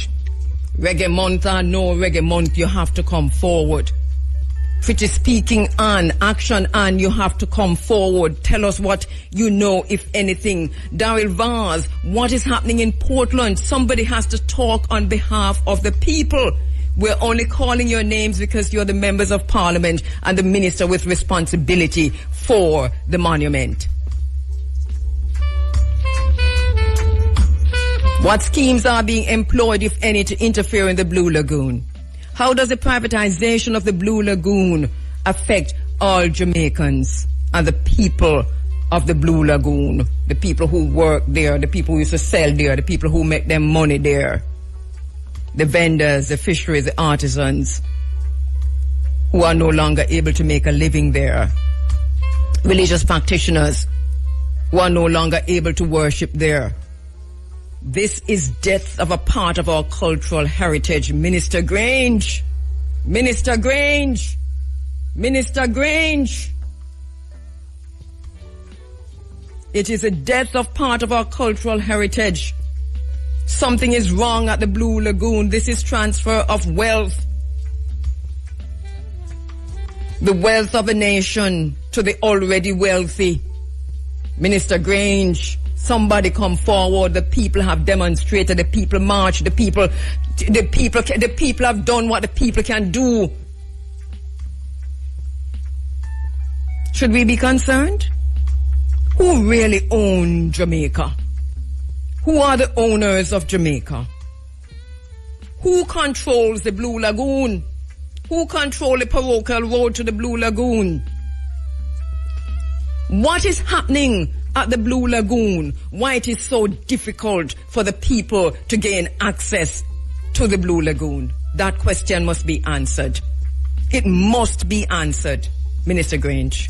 To the phone lines where my next special guest is standing by online, and tell you a little bit about her. Maroon Queen is joining me online now. She is a reggae singer and a black conscious advocate, and has been dedicated to advocating for black empowerment for quite some time now. She says this is what motivates her to keep going. She has launched her clothing line and also initiated the Africa Medea Empowerment Movement in collaboration with a few models. So let me go to the phone lines. Oops, not quite sure. I'm not hearing her. Okay, let's go. Yes, all right, yes, there you go, Maroon Queen. welcome, Yes, how you doing? Grand Rising. Yeah. Well, I am Maroon Queen, formerly known as the Black Queen. Of course. Yes. So that's, I'm the same Black Queen, but now the Maroon Queen, you know, the warrior. Coming forward. All right, so quickly now, because you're also, you have been, as you said before, involved in black activism, black empowerment for a while. Yes. Tell us a little bit about that. Well, it started from my song Black and Proud, you know, and I have been, you know, certain times in Reggae Month, or I should say Black History Month, and even beyond, I've been, you know, doing black advocacy. I've been trying to empower and self-love, you know, bringing forth that self-love, that black empowerment in every way I can possible. And some of the activities you've been engaged in over time. Well, I went to Africa for and foremost, and I also started a foundation there, you know, to get to know Africa a bit more and more personal. When Africa did you start the foundation? In Tanzania. Okay. Yes, in Tanzania. Yeah. What was that like? Tell us a little bit about living in Tanzania and what that was like. Well, it was a great experience because, I mean, it has taught me so much, like, you know, that the seed that is planted and to the Western world about Africa. Mm-hmm. And it was such it was so amazing. Yeah. Just to be there, just the whole energy, you know, the people, and realizing what was really, really happening, and realizing that there was a life there was a lot of investment there, a lot of things that was much easier. And so many Jamaicans who have moved to Tanzania over time, it's phenomenal in the last few years. It is. Yeah. But let me talk to you now about the event that you've got coming up, which is going to be, give us a date again. Well, it was supposed to originally be the 16th, but I've rescheduled it for the 2nd because we want to have a live broadcast. We want to be able that who is not there, they can be able to tune in. So that's March 2? Yes. March 2. And what is the event and what will it involve? Well, it involves, of course, you know, it's a fashion event because we bring across our beauty, fashion, pride, and our culture all in one. So it will entail a lot of fashion, a lot of designers, you know, not just African designers, but different designers. And artists, of course, will be there to perform. Of course, you'll have fire poems and you know, models, some of the models that is part of the BQ models, advocate, they'll be there and be able to tell the stories, you know, because we still have a problem with colorism, even in our own island, Jamaica. I love the name of this, which is Africa Medea, you know, and then to be focusing on, as you said, colorism and just black fashion, African fashion, and a total African event. And you're thinking, while you were putting this together, in terms of colorism, what kind of outcome are you looking for? Well, I'm looking for, I mean, of course, Rachel Silvera will be there, and this Miss Jamaica Universe, and Rachel Silvera is from this diocese. She's from St. Mary, you know, and a lot of people was behind her, and she has done, a big breakthrough, you know, so she'll be able to come now and support her, and to see the ladies, the beautiful ladies gracing the stage, of course, and being able to involve, you know, in that really authentic Jamaica/Africa kind of connection. Yes. You know? So, as I said, if whoever is not able to come to, I want it to be a worldwide event then. So if you're not able to come, you'll be able to tune in. So you'll be able to get a feel of what's going on. And if you're able to come, you'll be able to see the entertainment, you'll be able to see the fashion, you'll be able to meet the celebrities. You'll be able to, you know, it's a lot, it does entail a lot. All right, so Africa Medea is going to be happening on March 2, and that's going to be right here on the grounds of RFM. It's going to be in the Great House or in the courtyard? In the Great, yes. Okay. The Great House. Are you upset spill out in the courtyard? We just don't want the beauties to get wet. Okay, there you go. All right, so it's going to be... We have to think ahead, but we might just have it in the courtyard. All right. You know? Is there a cost? Is there a cost? Yes, the cost is 2005, and there is a if you want a pre-sold ticket. Okay. There's a number attached to that. All right, what's the number? You can call to get the pre-sold tickets. What's the number? Or you can, the number is, let me just get it real quick. All right. It's a number that we called you on just now? Because I have it. Yes. Some people want to know your number. Yes. All right. 530-5318. All right. So 876. 876 530-5318. Okay. And so once again, it is Africa Medea. And you say you're also doing this as a special tribute for Bolemu Marcus Messiah Garvey, the name of Marcus Garvey. Yes, because it's also a tribute. All right. For Marcus Garvey, as you know, he has been pardoned, by Joe Biden, even though we don't need anyone to pardon Marcus Garvey. Exactly. Exactly. So I'm going to left it right there, sir. So, because I don't have the time to take it on. We will tribute to our people, these people, our ancestors, and the people that fight for us. Even this event is a tribute to all the ancestors that stood up for us, that fight for us, and to let them know that we don't forget where we're coming from. We don't forget from, when they come through, there was a little place to show me in Africa that they had to walk through and that they had to stay bent, that when they came out, the whole body was bent. They couldn't straighten back again. The door of no return. Yes, the door of no return. Yeah, so this is also a celebration, and to let them know that, listen, we don't forget you. We don't forget where you're coming from. And we will never. So this event is to implant this, and that is why it's so important that this is all over, no matter where you are. From you're black, you're African. All right. You're black and proud. As Peter George said, no matter where you come from. All right. So once again, it's going to happen. It's going to be happening on the 2nd. It's at the IRFM Great House here in Ocho Rios. And there's a special guest appearance, you said, by Miss Jamaica Universe. Rachel Silvera and Sarah D. She's also a model that represents us in Poland. She's going to Poland. Mm-hmm. And there's a whole lot of different type of models, and it's just a huge, if you know about it, maybe it seems like there's so much happening in the fashion world. Mm-hmm. And even in Jamaica that a lot of persons don't know. I realize. All right. So this is a chance to come and see. To come and see that. The MM models, the B2 models, there are a whole host of models. What time? What time? We're starting at 6 p.m. Okay. All right, my sister, thank you so much. We look forward to this. Much. One love. This is going to be on March 2, and you too.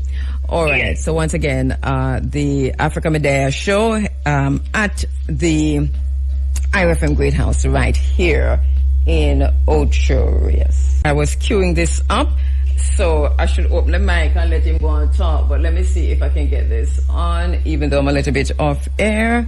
No. Okay, let me do this. Hang on there. We have a special song to play for him because him just come back from somewhere. So let me do this.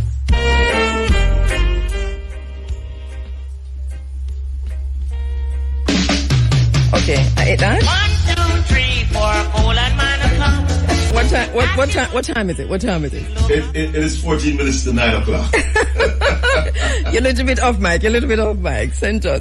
Yeah. 14 minutes to 9? 13 minutes to 9 o'clock. 13 minutes to 9 o'clock. There you go. You love the song we'll play for you? Beautiful. Right. From way back in the day. Bum, bum. 1, 2, 3, 4, colored man come. And let me just welcome to the studio my next very special guest. We could not pass up the chance to tease him because of where I'm coming from. I'm very happy to meet you for the first. Anna, I've seen you before. Yes, I have. Yeah. But officially we have never met before like that. I am wondering about it because you look very like we didn't met before.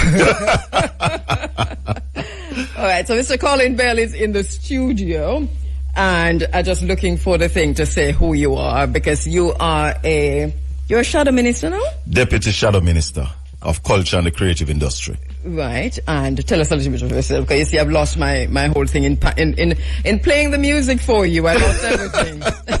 Things went awry. Yes. Well, I am the Deputy Shadow Minister of Culture and Creative Industry. I was the MP candidate for East Portland up until September. I ran in the last local government election. I am a broadcaster. I am a person who believes in the growth of Jamaica. I am an entertainer. I am a band manager. Spent some time in the Jamaica Defence Force as well. So, yeah. Right. So, and we are underscoring that you're not here as a politician this morning. Neither are you here as a Jamaica Defence Force person, but you're a former member of the JDF. You are a businessman, event promoter, and master of ceremony, but also, as we said earlier, the Deputy Shadow Minister for Culture and the Creative Industry. You are also involved in other stuff, because I just spoke a little bit about the Blue Lagoon, and you came in and you said you spoke about the Blue Lagoon, and that is dear to my heart. Talk to us about that. The Blue Lagoon, what is happening with the Blue Lagoon now is really sad in terms of its access. And I hear you're calling on the minister and the member of parliament, but I believe that the parish council, including the mayor, have a serious role to play in this. The road that is blocked off, it's a parish council road. It's the people's road. What, do you know why it's blocked off? I heard the mayor in an interview told the host that he don't know who is paying the people who block it off, because there are barriers there, as you know, and the security guard. So somebody's paying these people to be there. Because, as you know, we went there with Jabem and we faced down the security guards. They were there with guns. We faced them down. And that was a dangerous situation. Even while I was doing that and with others, I know that was a dangerous situation. But we're talking about almost 2 years now. Right. And nobody moves. Nobody do anything to fix this problem. Because, Kabu, look at it. It's the people's road, owned by the people on the auspices of the parish council, the municipal corporation. All that needs to happen is for the mayor to say to the superintendent of police in Portland, remove those barriers from the road. That's all that needs to happen. Are you sure about that? The mayor have that authority. All right. So let's challenge the mayor to do that. Who is the mayor? The mayor is Paul Thompson. Mr. Paul Thompson, do you have that authority? And can you give us a call if you have that authority? Do you have a number for him? No. Him don't talk to me. He don't talk to you? No. Why not? Him said not to talk to the media. What make? But you said you heard him on the radio program. I heard him on, but you know which station they go on? No, I don't know which station. There is a station that they will go on. Which station is that? We don't fear to call station name. He was on Nationwide. But if he was on Nationwide, then why wouldn't he be here? Well, try call him, no, Kabu. But I don't have his number. We're going to get it for you. We're going to work it out. I will be able to get it. Yes, yes. Because he, as the local authority in Portland, the mayor is like the prime minister for the parish, you know. Yes. So he can call the superintendent of police and say, this road is a parish council road. There's a barrier there, and manning that barrier, we want it removed. So let me ask you something, because we said you weren't here in your political capacity, but put on your political hat now, because you're the deputy spokesperson for culture. And the creative industry, which is exactly which part. And that's why I'm speaking to you about it. Yeah, this is where Blue Lagoon falls. May I just say to your listeners, this is not what you come here to talk about, but it looks like this is what we're going to talk about this morning. Because, let me catch the right person. So you heard the questions we posed this morning, and your first response is that, all right, so I'm calling to Minister Grange, I'm calling to Action Ann, and I'm calling to Daryl Vaz. Minister Grange, because the Jamaica National Heritage Trust, I know this is a national monument. Yes. Daryl Vaz, because he's a member of Parliament for one side for Portland, right. And Action Ann, because she's a member of Parliament for the other side. So this is why I called them out. So you are saying the person that we need to be talking to is actually the mayor. And this is from your research, this is from where I sit and my understanding of governance. The mayor of Port Antonio, the chairman of the municipal corporation, because the road is not an NWA road. You know, roads are owned by a different entity. That road is owned by the parish council. It's not a private road. It's a public road owned by the government. It's a road that we've been using from to drive us straight down into the water. All right, I tell you something, right? Kabu. I have a friend who owns a property across from the Blue Lagoon. And on his title, the Blue Lagoon is not really there. It's a road go across. Remember, it was years the Blue Lagoon, that area sank, and up came the Blue Lagoon. Right. So the road was across there. I think it named Colbeck Farm or something. It was a farm name. So the public road went down there, go straight round to Dragon Bay and come up. Was when it sank, then the other road cut on the top side. So when did the Blue Lagoon rise up? I don't remember the year. I don't remember, but it was not always there. Because as long as myself, the Blue Lagoon's been there. Me too. But Right, as I said, history will tell you that the road ran across there. Right. That was the main road. That road would go down, they would go straight. That's why the road ended up straight into the water. Right. So it's ancestor mermaids, mommy water, so not the Blue Lagoon for the people them. No, this is a serious business. So, and if we don't open the road to the Blue Lagoon, the Blue Lagoon is going to go back where it's coming from. No, this is serious business. No, it's not joke. But the mayor, the parish council needs to do something about the road. What do you know about everything around it then? Why was the road closed in the first place? Kabu, there must have been a reason why the road was closed. There were some issues with the people who operate there. You mean the Africans? Natives operate there. Jamaican people? Yeah, man. Our people operate there, doing business, selling craft, doing boat ride, doing raft ride. We used to go there all the while. What kind of issues? You know that people live down there as well, right alongside the road. So you step off the road and you step into, you open your door. That's how close the buildings are. Yeah, there are villas and high-end homes. Right. Down there. Maybe like rich people. Yes. Rich people houses. Yeah. Down there. All right. So why you mention that? The whole argument of how the operation used to be, and people never used to conduct themselves properly. But I believe that's an issue that could have been dealt with. Yeah, it's nothing beyond dealing with, because there's an organization down there. The Blue Lagoon Alliance. They are down there and they're organized, them wear uniform. So if you have few bad apples, you know, dash out the baby with the bathwater. You streamline the thing. You streamline the thing and fix the thing and allow, because right now, the man who used to do the rafting, our natives were used to raft in the waterways and earn a living. That can't happen no more. So the Jamaican people who used to raft on the Blue Lagoon, they themselves don't have access to the Blue Lagoon now. They can go to the Blue Lagoon, but the rafting, they don't do the rafting anymore. No boat so no money ride, can't make them for send a pit them go to school. And that's what the money used to make. I know. From the rafting, that's what the money make. I've been on the rafting. You know? I've been, and I've seen the river. One of the arguments is that there's no legislation.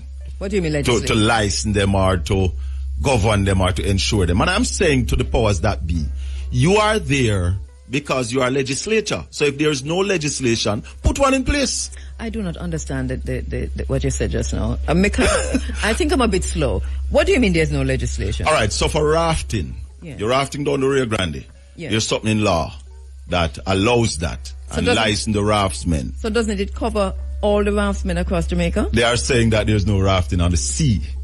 Because remember now, most of that water is really sea. But what is? but the issue is, Kabu, if that is a problem, put legislation in place. But you can't move so fast. No, we need to understand that.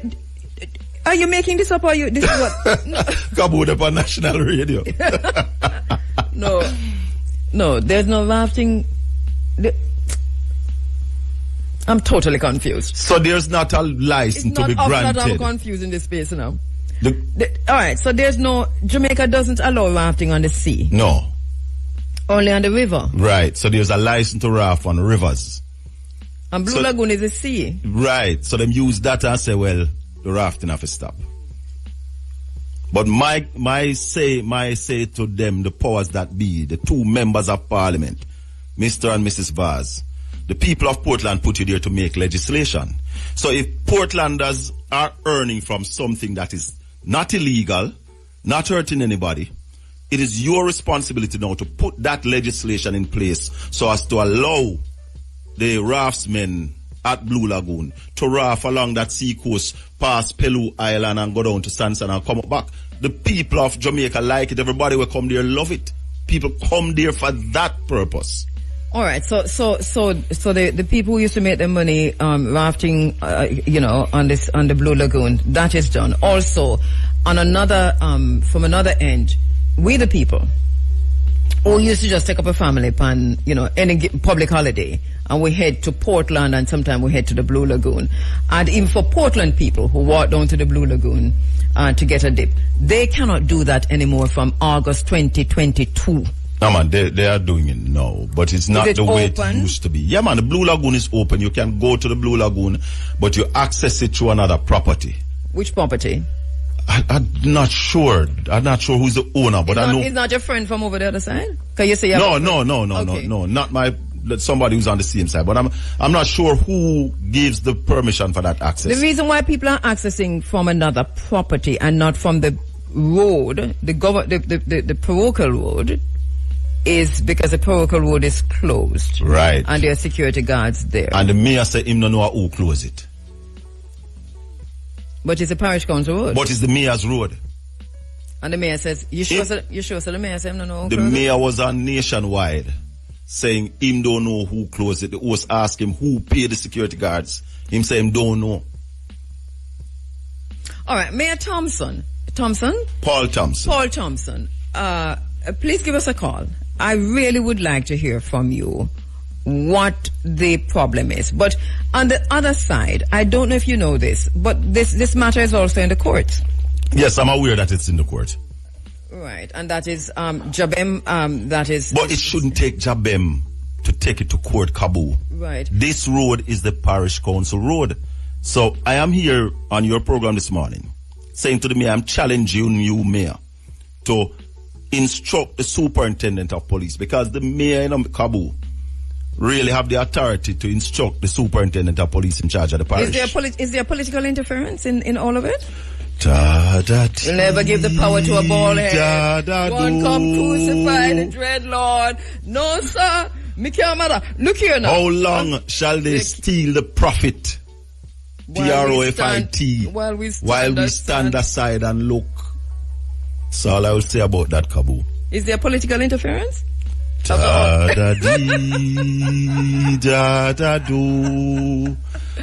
But I can't say. No. And I'm calling this morning on the mayor of to come out and stamp your authority, and to the councillors, because they are also the directors of the parish, to call on the police to remove those barriers, because there's no legal standing for those barriers to be in the public road, why the state can't move them. And the barriers are one thing, but there are security guards there that are ensured that nobody Nobody cross the barriers. And if there are security guards here, somebody's paying them. The mayor must speak. So the security guards are from a private company? Of course. So do we know which company? No, I don't know which company it is. But we can look at their uniform and tell. Are they plain clothes? We can most of the time, because I go there and walk past them in a Kabu. And you go down to the Blue Lagoon? I go there and walk past them and tell a man, don't touch me. Is it because your name Colin Bell? No, because I just feel I'm on a public road and I have a right to walk on that road. But not all of us can test it that way. We did that too, but we did it in a group. But at the same time, we were tearing down the barrels of guns. Because really and truly them can't do nothing and them know it. It's a public road. But I felt threatened. But must. When I go there too, I pass them, but I dip on my P's and my Q's. You know what I do not want? Let me take a break. You see, because people are going to want to challenge this.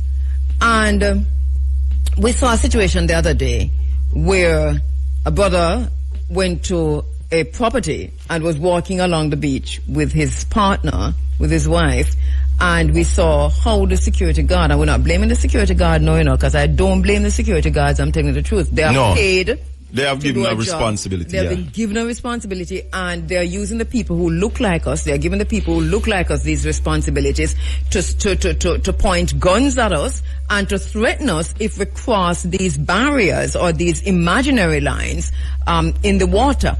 Because this is basically what it reached now. I do not know if the powers that be, NEPA, the Ministry of Economic Growth and Job Creation, and all who are responsible for NEPA and UDC and all those agencies within that ministry, I do not know if they understand that they're sitting on a powder keg.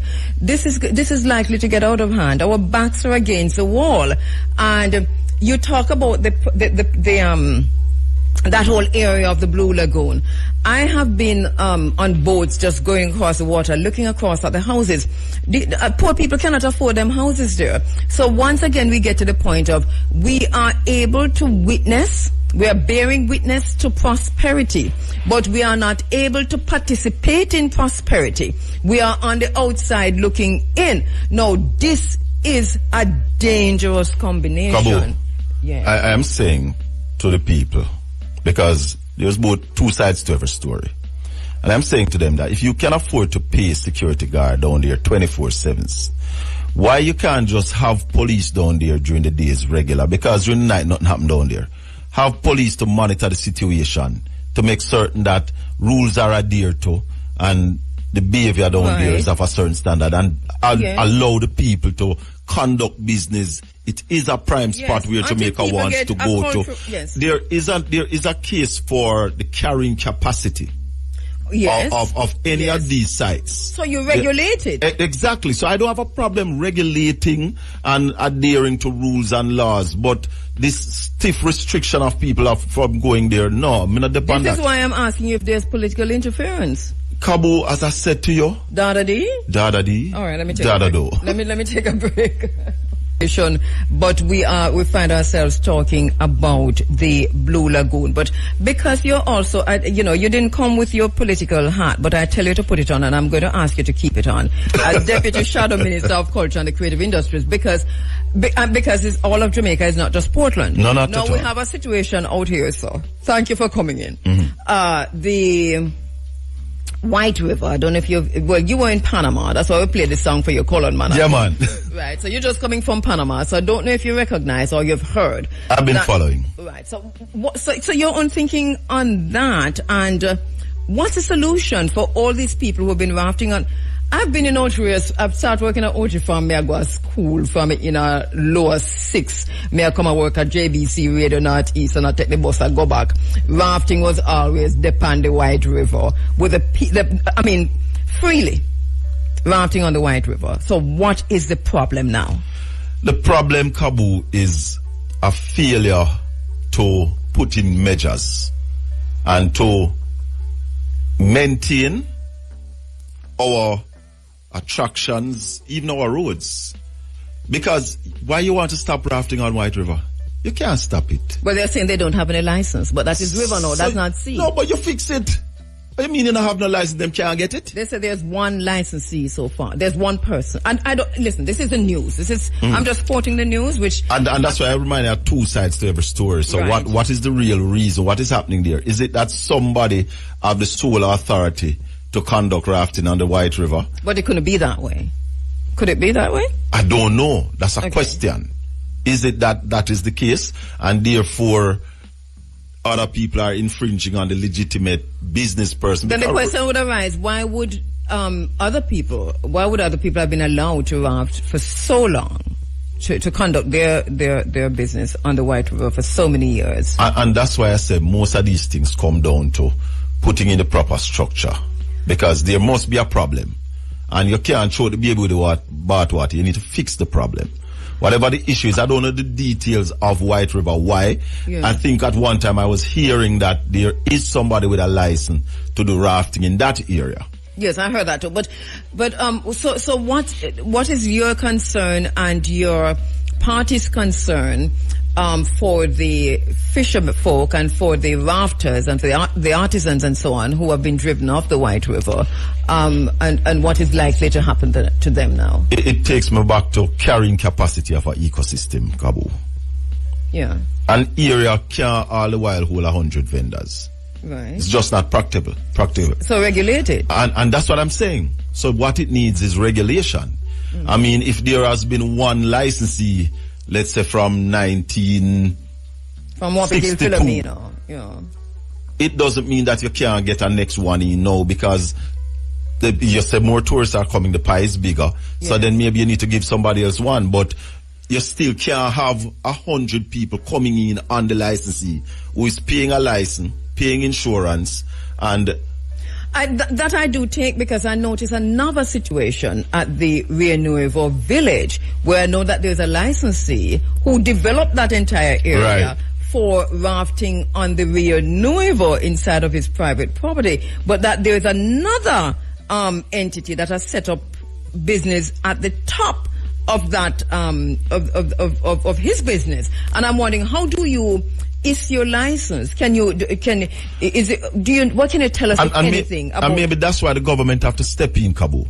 Because if I have a license to operate here, and I set up the place and operating, and you come topside me, you don't have no license, you set it up, we are now competing at a disadvantage. And the thing is, I don't know if this other entity has a license. No, I'm just saying if this is the case where people are operating without license on people who have a license, paying insurance, paying all of these high costs, you not paying any costs, but you're competing with me for the same dollar in the same space that I am paying for, and you're not licensed. And you are not licensed. So it takes the government have to now step in and correct the situation. Just like we're calling on the parish council to step in and correct the situation at Blue Lagoon. Yes. Government have to do what government needs to do, just like we are saying that the government needs to step in and ensure that Usain Bolt get back in money. No, that's also another thing, and I want to go to that too. So hold on by you saying then, and let me just say, because in Rio Nuevo, I find this particularly interesting because I go to the Rio Nuevo beach a lot. I mean, that is where I write my book them, you know. Yes. It's where I meditate. You get the meds there. And that's where I go get the meds there.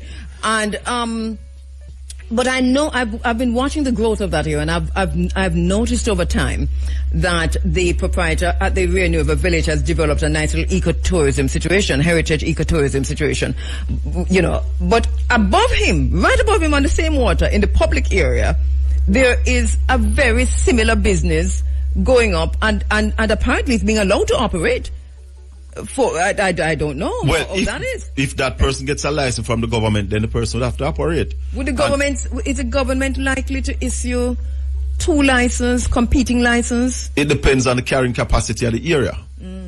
Because suppose the government believes that this place can accommodate 2,000 people a week, one place not weighing enough. It can't, you know, look so to me. The Rio Nuevo, the Rio Nuevo cannot accommodate that situation. So therefore, the person with the license now need to find out if this person have a license and make a report. That is true. Because government have to do what government have to do. Yes. It's a very interesting situation. I wonder how tourism is being done in Jamaica in terms of granting licenses, because it seems to me as if there's also a kind of curry favor situation, and I'm speaking generally now. That if you know somebody from some agency that's responsible for something close to it, then you're more likely to I don't want to sound like a Scotch record, Kabu, but again, I believe that licenses are granted on carrying capacity. Carrying capacity. That's what you believe, but not go so. If me go before you and get the license before you,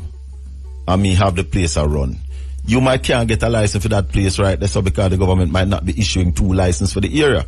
So then now people are saying, because you know Shakar, that's why Mr. Bell get it and me not get it. But you still have to look at that. These are questions arising across Jamaica because there is tourism is developing in a pretty neoliberal, selfish, capitalistic way. Yeah. Plantation tourism, and people who and this one of the reasons why I'm concerned about Rio Nuevo is because I like what I see happening there. That's heritage. That's eco. That's right. We the people. Yeah. Oh, that's all. Yeah. Yeah. Man. On the left over there. You can't even call it. You can't even say tourism in the wider sense. That's a whole. You know what I'm talking. Yeah. But you know what the problem Jamaican have, Kabu? Yeah. If them see a set up a business and it will work, I see a business they want to set up too, you know. We not diversify. Once a man see if a man see a sell water and it sell him just want to sell some water to make a... And that is why you need structures in place, and that's why you need legislation, and that's why you need protection, because there has to be protection. Yes. And fair competition. What about fair? Who is responsible for fair competition? It's the government. Which you have a fair trading commission, you know. Under which agency? Under which I don't know if it fall under the Ministry of Economic Growth and Job Creation. I think commerce. That's our commerce somewhere there, so it might be. Yeah. But you have to look at those.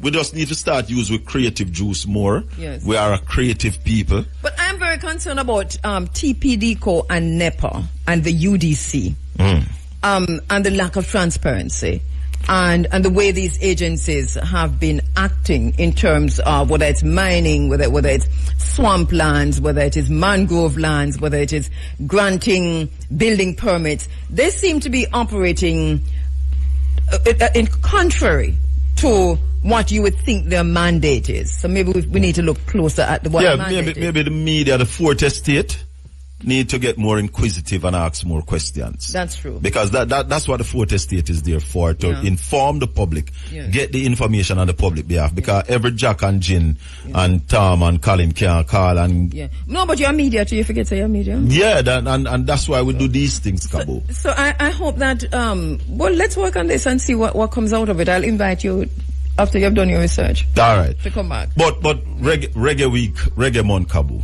Let me take a break and come back to Reggae Month and also to Usain Bolt. Yeah. March, Taurus, Riley, Ernest Smith, Tanya Stevens, Bonga, Herman. These are the honorees this year. This is happening on Ash Wednesday, March 5.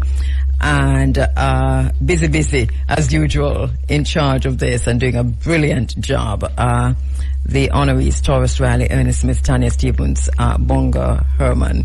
Ash Wednesday, March 5. Looking good and sounding good. So that is, we're going to go back now to my very special guest in studio, Colin Bell. He is a Deputy Shadow Minister for Culture and the Creative Industry. He's a businessman, he's an event promoter, he's a broadcaster, master of ceremonies, former People's National Party candidate for Eastern Portland, former member of the Jamaica Defence Force. Why you're not candidate for Eastern Portland again? There were some issues on the ground, and I was not able to bring together all the comrades to our unified team going into the election. Oh, so in other words, the comrades didn't want you? No, two comrades, the two councillors weren't giving me their support. The people on the ground wanted me. Okay. But all right. It's a team thing, so. So who is the candidate? Isaac Buchanan. Isaac Buchanan, okay. Yeah. Okay. All right. So you mentioned Usain Bolt earlier, and being the spokesperson for culture and the creative industries. I want you to situate this for me within a global perspective, because it seems to me as if here on the island it is being dealt with like everybody kitchen it there. But this is a global issue because it is Usain Bolt. This is not pian something, you know. From the first day I heard of the fraud, I said to my friends, I said it on here, I said it to a lot of people, that Usain Bolt must get back in money or Jamaica is going to pay dearly for it. I have been watching it. The former Minister of Finance said that he would leave no stone unturned. And I thought he saw the importance and the seriousness of it. He would bring in the FBI. We have not seen that. We have not seen the pace to which you would want to see this done and Usain Bolt get back in money. And you correctly said it, because it is Usain Bolt. Kabu, all men are not equal. Anytime you start believe that, you believe in a fallacy. Usain Bolt is one of the top people in the world. You take away money. Somebody who works for this country, who gave his all. I like patriots. When I signed up for the army, I did it voluntarily. As I tell people, I'll still take up arms for this country if needs be. That's how I love that country. Now, when you see a youth sweat, blood and tears on the world stage and earning money, come back and invest it in Jamaica. Because the kind of investment that you do in a SSL is you give your money and say you can use this money and invest it in a Jamaica. Do things in a Jamaica and create more employment. Invest it. If you lose by investment, fine, you're not going to lose everything one time. But if you lose some by investment, you're willing to take that risk. But you're never going to expect nobody to take it away. And then when the youth come out now after 2 years and talk about his money and tell the people him say, me not get back a dime, I mean not get no argument. People want to politicize that. How you do that? I notice that there's some efforts to politicize it, and it is a shame. Jesus. This should be taken as a Usain Bolt, as you would take a Bob Marley. Yes. So he's not here. Because of the person Usain Bolt, what he has accomplished, the fact that he's now a global icon. He's a global personality. And so that, and even because he's a human being, there are many reasons to do this. Any one of us who you tea from, we expect that there should be some checks and balances in place. And I have a very similar situation, I can just tell you. And I'm just, watching Usain, and my money is nowhere near Usain money. And so But you don't have the amount of money that Usain have either. Well, that is true. And nowhere near it either. But I understand his restraint, and I understand the kind of helplessness and the hopelessness when they're telling you that there is just no way to recover 1 cent. But here it is now. This is now going on a global stage. This is on a global stage. And so the backlash in many ways is going to be on us, we the people. We going to feel it. Yeah. Because watch this. In the throne speech on Thursday, the government is expecting $2.5 billion worth of foreign direct investment. That has never happened on this island before.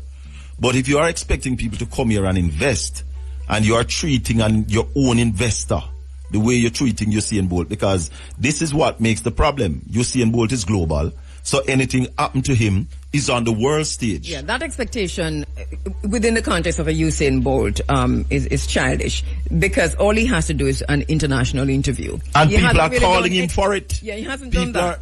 They are asking for it. Yeah. And you don't want him to go out there and do that. But the problem with it is that we are not seeing the efforts. If the efforts were out there and we know, say, people are get arrested, the information are come, because the minister had also promised that he would give us regular information on the investigation on Usain Bolt money. I'm shocked. What about the forensic audit that was supposed to be done? What about that was done, and the report is that they have delivered their findings. And do we know for sure? Because there's so much out there now. Bolt is saying, and I suppose we listen to you saying. Yeah. I mean, he knows what has happened, but there's another school of thought out there about at what point his money was stolen. Does it even matter? Does it even really matter? But why that coming now? Why that now too? I do not know. And then it is coming as a leak from the forensic audit that was done from the overseas people. That's what them claim, say it leaked from that. Are you serious? It's joke, Kabu, these people. But I don't know what we're thinking. I empathize with you saying, and I cannot imagine $12 million US. And why is it that they're thinking that it doesn't matter, that Usain can cushion, that he can stand the blow of losing 12 million years? It is a damn shame. If it happened to Usain, Kabu, yeah, it will happen to your child, and it will happen to my child. Because I feel it for him as a father. Because, as fathers, nobody no wants to see your boy better than you, than you. We want to see the best for our sons. And when your son go out there and make it, and then just the people just take it away from him, it's a shame. It burn your heart, man. Yeah, man, it's a shame. It burn your heart. It's a shame, and we are getting conscienceless now in Jamaica. And it's a hard blow. Have we heard anything from the Prime Minister regarding this? Because this is Usain Bolt. I can't remember. I'm not saying that he has not said anything. Yeah. I can't remember. But you see, this is what I want to show people, Kabu. Usain is a creative, because sports is a part of the creative industry. Yeah. Usain Bolt came from nothing to be now one of the wealthiest Jamaican through the culture and the creative industry. And that's why we are saying to people that this is where Jamaica now needs to start looking for economic growth.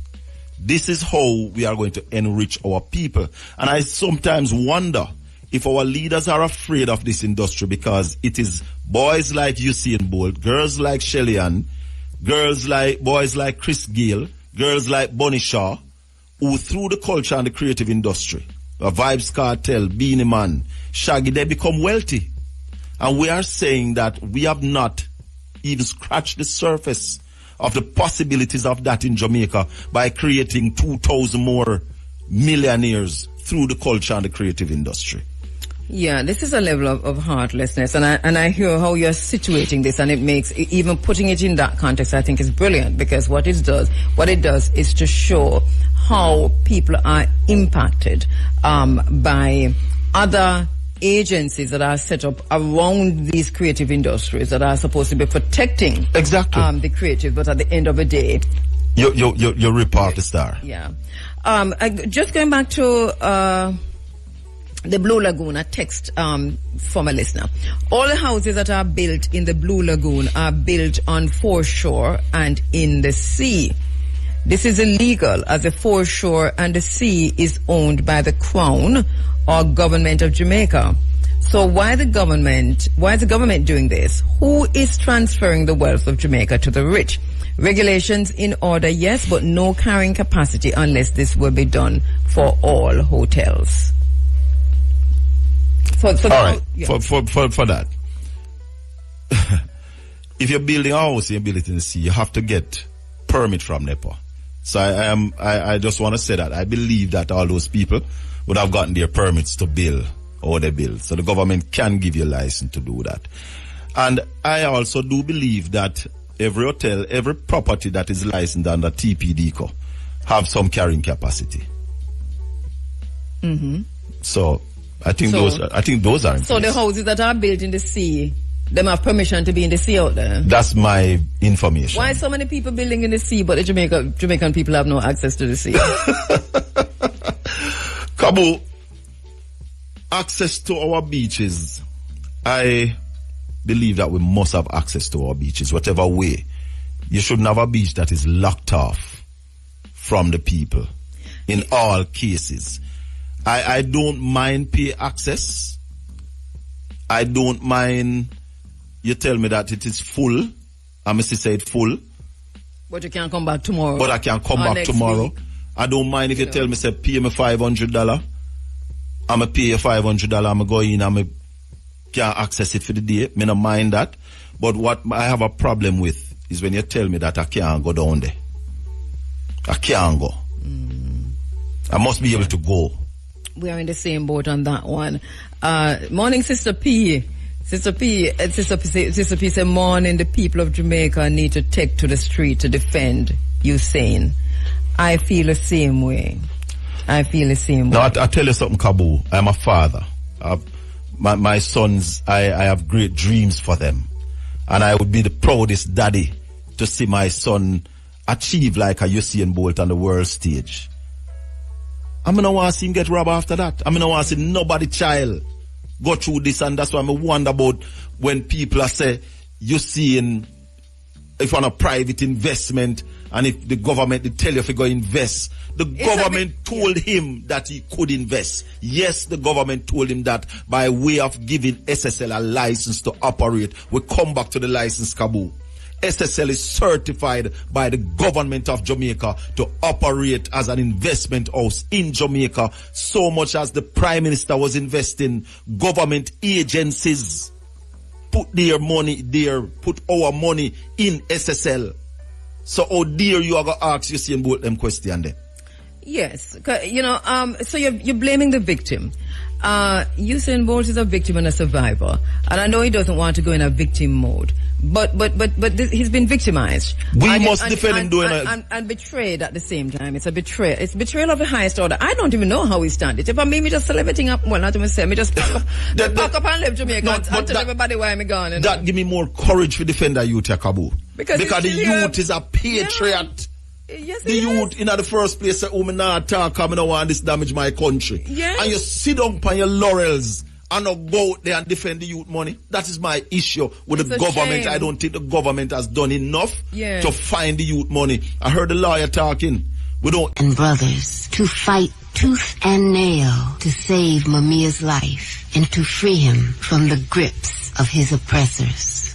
All right, we're back with you in the final hours, the final minutes of the Africa Forum. It is Running African. Colin Bell is in studio. He's a Deputy Shadow Minister for Culture and the Creative Industries. He's just returning from Panama. You know, it's interesting that you come for, we just talk about Panama and Ting and where you see, and to talk about culture and how, but we still end up talking about culture. And this is a good thing about it, that we are talking culture seriously. Yes. Before we go to Panama, quickly now, here, I have a whole lot of messages coming in, but this one is what was said about NEPA. We had this conversation about NEPA. NEPA can issue licenses to build on the foreshore, but can't give the sea to anyone. By allowing a house to be built in the sea, you are permanently transferred that part of the sea to an individual. And the question is, where will this end? What are the implications of allowing people to build in the sea? Are we about to lose the sea as well? We can ask all those questions, Kabu. But We're going to ask. What I answered to firstly was what exists permanent as is now. As a people, we have to determine where we want to go in, and that's why I heard you earlier talking about the referendum to come, and people should register to vote. But people should register to vote not just for the referendum, but Jamaicans need to vote in your election to elect your members of parliament and your councillors. So important it is. If we had a mayor in Portland who was a strong person and could have stand up, the road at Blue Lagoon would not have security guards manning it. No. I do not believe that. I strongly believe so. Let me tell you why I do not believe that. I have been on this road for a very long time, and it is not a parochial road. I have been on this path for a very, very long time. And the extent to which we have lost our beaches, access to the land around beaches and access to the beaches, majority of that took place in the PNP. Under the PNP government, between PJ Patterson, Portia Simpson Miller, and straight into Bruce and straight into Andrew. Nothing has stopped. It is, you know how Israel is seen by the Democrats and the Republicans, whoever come in just bomb Palestine. This is basically the beach issue in Jamaica and access to the rivers and the waters. The PNP and the JLP are capitalists 2.0 who have the very same thinking on access to land and access to beach, and that is why we're in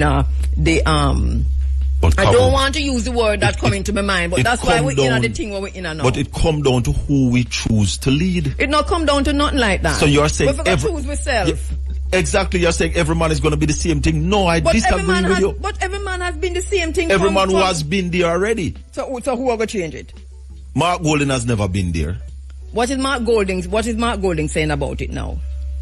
I have not canvassed his personal views on the Blue Lagoon because... Is it Mark Golding also a private property owner who in real estate who have beachfront properties where the beaches are privatized? Are you saying that if I can buy a piece of beachfront property, I shouldn't buy it? I never said nothing like that. You tell me that Mark Golding is a leader who's going to change it. And I'm telling saying you that it is not within Mark Golding's interest to change the status quo. But why would you think so? I think so because I want to talk to him. I have opened the space to Mark Golding. I am sure that Mark Golding will come talk to you on Sunday morning. He hasn't shied away from being on the phone. But I've opened the space to him, and if he wants it, he can get it. No, but I'm sure me ever talk to him. I'm sure. Anytime. I am sure the party leader will come and sit down with you on Sunday morning like this and have those discussions with you. Well, you never come here as JLP, so stop it. No, me never come here. Me never been a JLP. As PNP, you mean? You never come here. No, you never come here as PNP. And that's why I still want to talk about Reggae Month Kabu, because it's something that is burning me really bad. Take the time. Take the time, because Kabu, yes, we have been having Reggae Month for quite some time now, and I am disappointed with what it is that we have as a Reggae Month. Right. Let me just draw a line under what you're saying, and just to preface what you're saying with something very important. In 2007, myself, under the guidance of Carl Young, Big A, led a delegation to Nana Rita Marley, because we were about to embark on a series celebrating reggae artists, Dennis Brown, Bob Marley, Peter Tosh. We were about to embark on some wicked concerts. And we wanted the buy-in of the relevant persons. We went first to Nana Rita Marley because we know her and know the kind of person that she was. And we gave her this idea. And we said to her, one of the things we want to do is to declare the month, Reggae Month. And she says it has to be done through the Ministry of Culture at the time, led by Babsy Grange. And she got up out of... Is that Mr. Big A beside me? That is the bigger A. Mr. Big A, grab the microphone. We're glad you're coming in because... That is the bigger A. What you know in a long time. What's that? What you doing, man?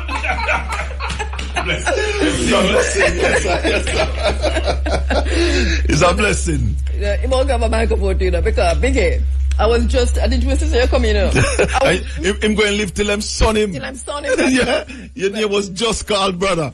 Because Colin we can't believe that Colin knows a Reggae Month, our idea, and me and you did sit down and trash that out before we took it to Nana Rita Marley. I am tired of the foolishness now. And this is why I have to stop and tell you that Nana Rita Marley brought us to Babsy Grange. and who was a minister at the time. In that meeting was also Barbara Blake Hannah. Courtney Wallace from Irie, Joy Morgan from Irie, myself. You know, Biggie, we keep leaving out. Wasn't Sidney Bartley? Was he in the meeting itself, or was he came afterwards? Hold on. I'm going to tell you something. Yes. No, you ask me, and then I remind you of something. I'm not asking about Sidney Bartley. Wasn't he like? He was there. I don't know if it was in a meeting, but I know we met up with him afterwards. Yes, so you tell me. So grab your microphone, because you're not bad enough hear you through this one here. Colin is about to talk about Reggae Month, and I need to situate Reggae Month in context. One of the reasons why Reggae Month is the way it is because it was hijacked from Irie FM.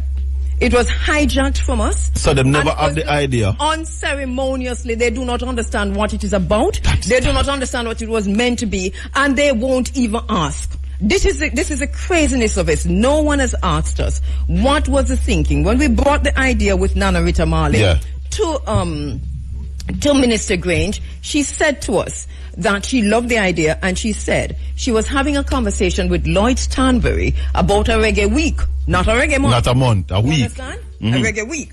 But it hadn't gone anywhere, and she said, well, here we are. Literally synchronicity, good idea coming from different places. But because Nana Rita Marley was so involved in this went just like knife through butter. It was done in no time, and by 2008, it was launched. Big A was at the official launch. We carried it live. Yeah, not only that. Big A, we're not here, it's so good. No, but even before that, the genesis of Reggae Month was the first Bob Marley celebration. That's right. At the White River Reggae Park, and that was what gave birth to the whole phenomenon. Because when you and I discussed, we said that the celebration shouldn't be about Bob Marley in February alone. No, it should have encompassed all the reggae greats. That was the genesis of the reggae. That was the genesis of it. That was the genesis of the. And remember, we met with the Peter Tosh Foundation, and we had the massive shows in Westmoreland. Remember, we also had the Dennis Brown shows. We had the Bonnie Whaler shows. We had a plan and a template that would have carried us for 10 years, 15 years, 25 years, 30 years, all the way down the line, as old as Irie FM. So when you're saying that you're noticing that Reggae Month is gone the way it is gone, what exactly do you mean? Because what I expect from a Reggae Month, this global music, you cannot have a Reggae Month without signature events. There are no signature events for Reggae Month. Because they cut out the signature, because they grabbed it from us and cut out the signature. Never understand it. That's what constantly happens. So it's a wasp business. You never get the full teaching from bees how to make honey. You just hear about it and you run with half of the thing. I thought you meant white Anglo-Saxon persons. When you said wasp. No. You know the issue with wasp. Today him can't make honey. He can't make honey? No, because him never get the full teaching. So it's a wasp business. So so that's why Reggae Month has actually failed. I look at Reggae Month and I believe that we should be having at least 5 million people coming to Jamaica for the month of February. You have 4 weekends of signature events. Listen, we started it that way. I begin remember, the Peter Tosh event, for example.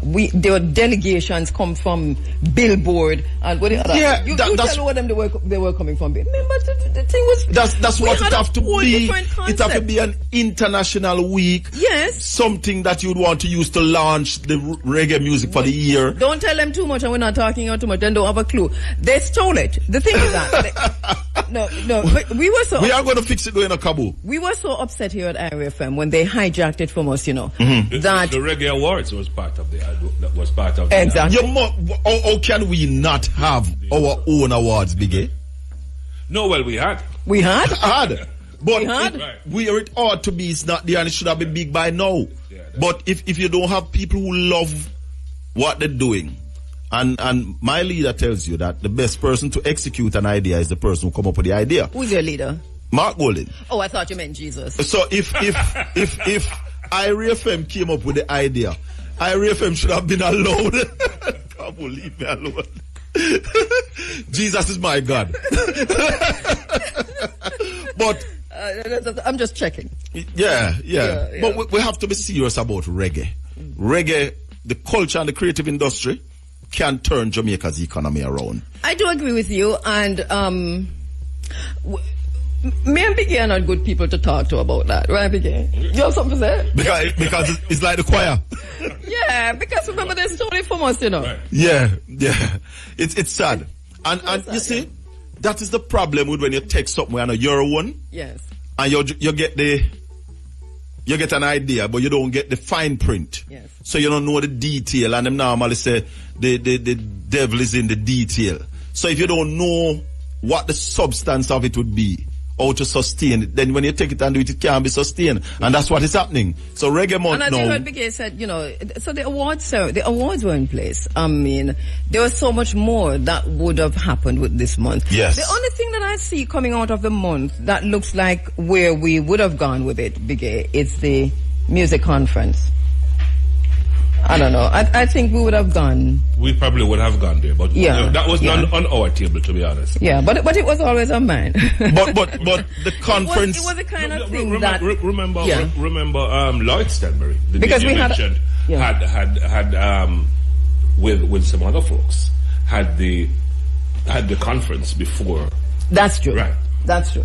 That is true. And as you know, we claim Lloyd, everything that Lloyd does is coming out of IRFM. It don't matter whether I come out of IRFM, yes or no, it's Eric. So good morning, Mr. Lloyd Stanbury. We own you, we claim you, yes. we own you. Yes. Yeah. But where would you want to see it go though? I mean, I know I'm joking. I think it was called the CMC, was it?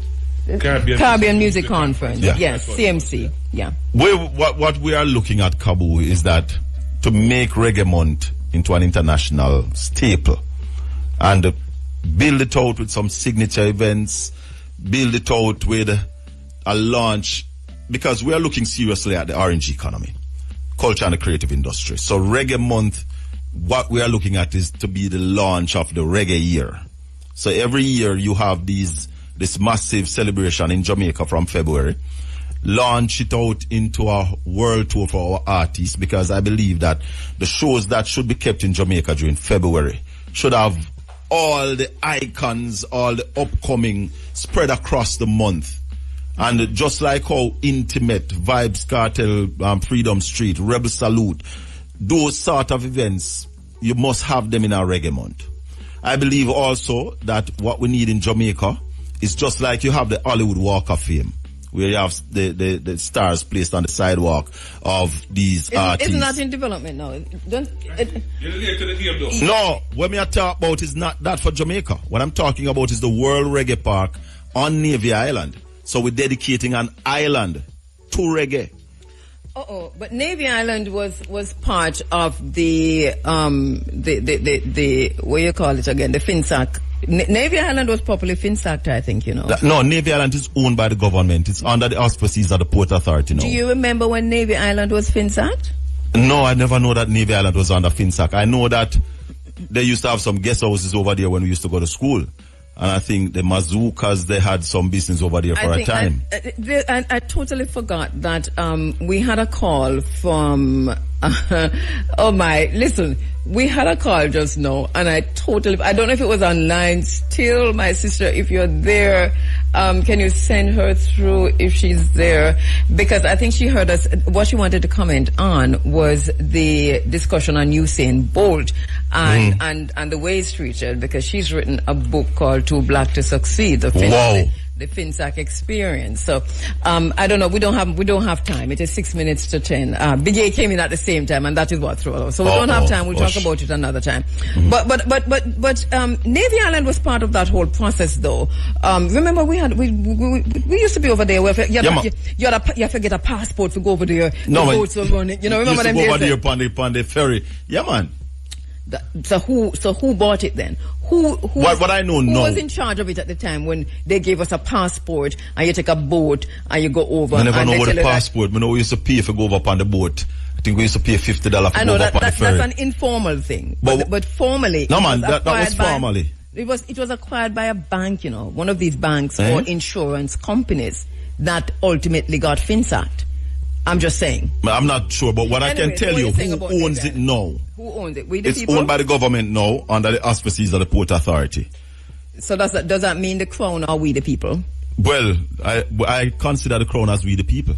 Oh, really? Since when? Yeah, man, it's our land, and that's why I believe in land reparation. But that's another argument, because if we're going to talk about reparation, the government of Jamaica must start giving us some of the lands. Right. So what's on paper is one thing. Right. But what happens in reality is another thing. So because we deal with the isness of things here, so when they say the Crown, they're not talking about us. They're talking about the government. They talk about them and them friend. Right. So so I don't know. So you must know, because you reach out to Portland, you probably can't go Navy Island. But people like me and Big A we can't just go over Navy Island. Yeah, man. If you take a boat, call you first. If you take a boat now, you can go over there. No, I bet you wait for calling and say, Colin, we're there Portland. Now we reach Navy Island. I'm gonna line up a boat, man, for carry over. That's the thing. You're not supposed to line up nothing. We're supposed to just go. No, there's no system right now to go over there, because it is unutilized. It is just lying there idly. Nothing is happening there right now. So what would you want to... So we want to put a world reggae park on Navy Island, a 5-star reggae hotel, where you name the rooms after the reggae artists. You put a statue of all reggae icon around the island. You digitize those statues, so when you go over there, you can either watch the content of who the statue is made of. You can download digital memorabilia from the statue, make marijuana legal on the island. You twin the island also as a film studio, and you put in a state-of-the-art editing suite over there and a state-of-the-art reggae studio. So it is you also build a venue, because the island is 78 acres, So you put a 2,000 or 3,000 reggae venue over there that you can have your constant reggae concert on the island. So you build out as an attraction. What do you think about that, Begin? It sounds like a brilliant idea to me. You build it out as an attraction. The logistics might give us a problem, but conceptually it sounds like a solid idea. Man, pull a Damien Crawford by you. If they want to take it, Kabu. What I want to see is that done in Port Antonio. And then Port Antonio would start see growth generated right in our midst. So Papa Kervin says, blessed greetings. I think the government should give him, that's Usain Bolt, 12 years tax-free on all his income if they can't find his money. Right. That's an idea, but something has to be done. Something has to be done. That's something that you'd have to look into. Would that work out to anything substantial? Because maybe it wouldn't, But all right, it's 2 minutes to 10 o'clock, so we're not going to be able to take a call. I'm so sorry. And okay, so Busy Campbell, hey Busy. All right, so lots of comments, and I'm not able to get through. Moti Morris, I see you there. K-Dot, my brother. Akeem says, I agree. It's totally except me believe Mark Golding will do better. Most PNP will not cop to saying that the PNP had he's saying that the PNP had somewhat to do with the fact that we've lost so many beaches, and that needs to be acknowledged. And what happened under the last PNP administration, the one before, PJ Patterson, remember that was the time when we had the Spanish invasion, so most of the Spanish hotels were built at that time, and they were built on the beaches. We can't get away from that. And Paul Ward says, hi Kabu, the Beach Control Act allows pre-1956 encroachments to stand. We have been talking about the Beach Control Act ad nauseum in this space. This is basically what is being challenged now by Jabem, and unless we attack the Beach Control Act, which is being weaponized against the people of Jamaica, nothing will change. We can talk until the cows come home, but it is what it is. So it is and this is where Mark Golding comes in. Somebody needs to introduce a bill in the House to repeal the Beach Control Act. Is that so hard to do? As it relates to that level of legislation, Kabu, I have not gone into detailed research on that, to how hard that would be, but as I said earlier about the Blue Lagoon, legislation, it is our MPs that make the legislation. So whatever needs to be done can be done. And I got a call, a message while we were on. The raftsmen from Blue Lagoon, they are saying that they are now granted license, but they have no space on the Blue Lagoon to make back any rafts or anything like that. So what they are saying that they got license till the license expire, and they weren't able to use those licenses at Blue Lagoon. So something still need to fix. Because the Blue Lagoon, in terms of the access to the Blue Lagoon, right? And the people only have access to the sea. Not and remember, there's a beach. There's a beach just before you go down there, you know, where them used to have the boats and the rafts. Right on the other side. Normal, right? The road going down to the lagoon at the left. There's a little beach right there where some cars used to park and things. Right. Them, it does sound like them have access to this, so them can't make back no raft. So the license have been now expired and they have not raft. So where do we go from here, Kirsten community? This is how we have to say goodbye. Mr. Bigay is here and we've already had our little chit chat. Thank you, Kabu. Anything else left, Mr. Bigay? No, not at this time. All right. Anybody know Kip Rich? Yeah, me know Kip Rich. What's the situation? You heard the song? You heard the song? I heard the song, yes. I see why them call him still. No. I'm talking about the song he has done after the fact. I'm not talking about the one after that. When we had the studio, the big. He can't play it on radio? Play it, make me hear now. Yeah, man. That one they can play, man. Maybe listen to it now, Big Game. Yeah, man. Kip Rich, you know, we have a lot to talk about as a nation. Spoke with Bert Samuels about it yesterday morning. What did he say? His idea is that, yes, there's freedom of speech, but just like you can't go into a nightclub full of people and ball out fire when there is no fire. Yes. You know, so we have to be careful. Which part would that be? Serato?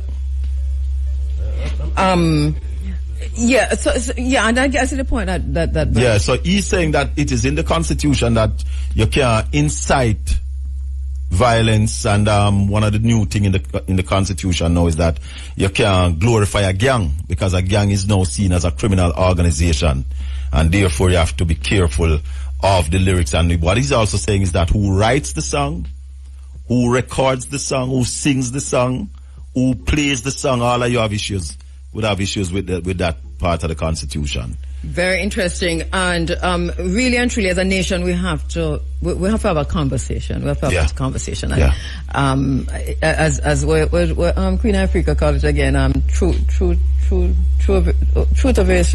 What the word? Queen and thing they use. They don't use conversation. They use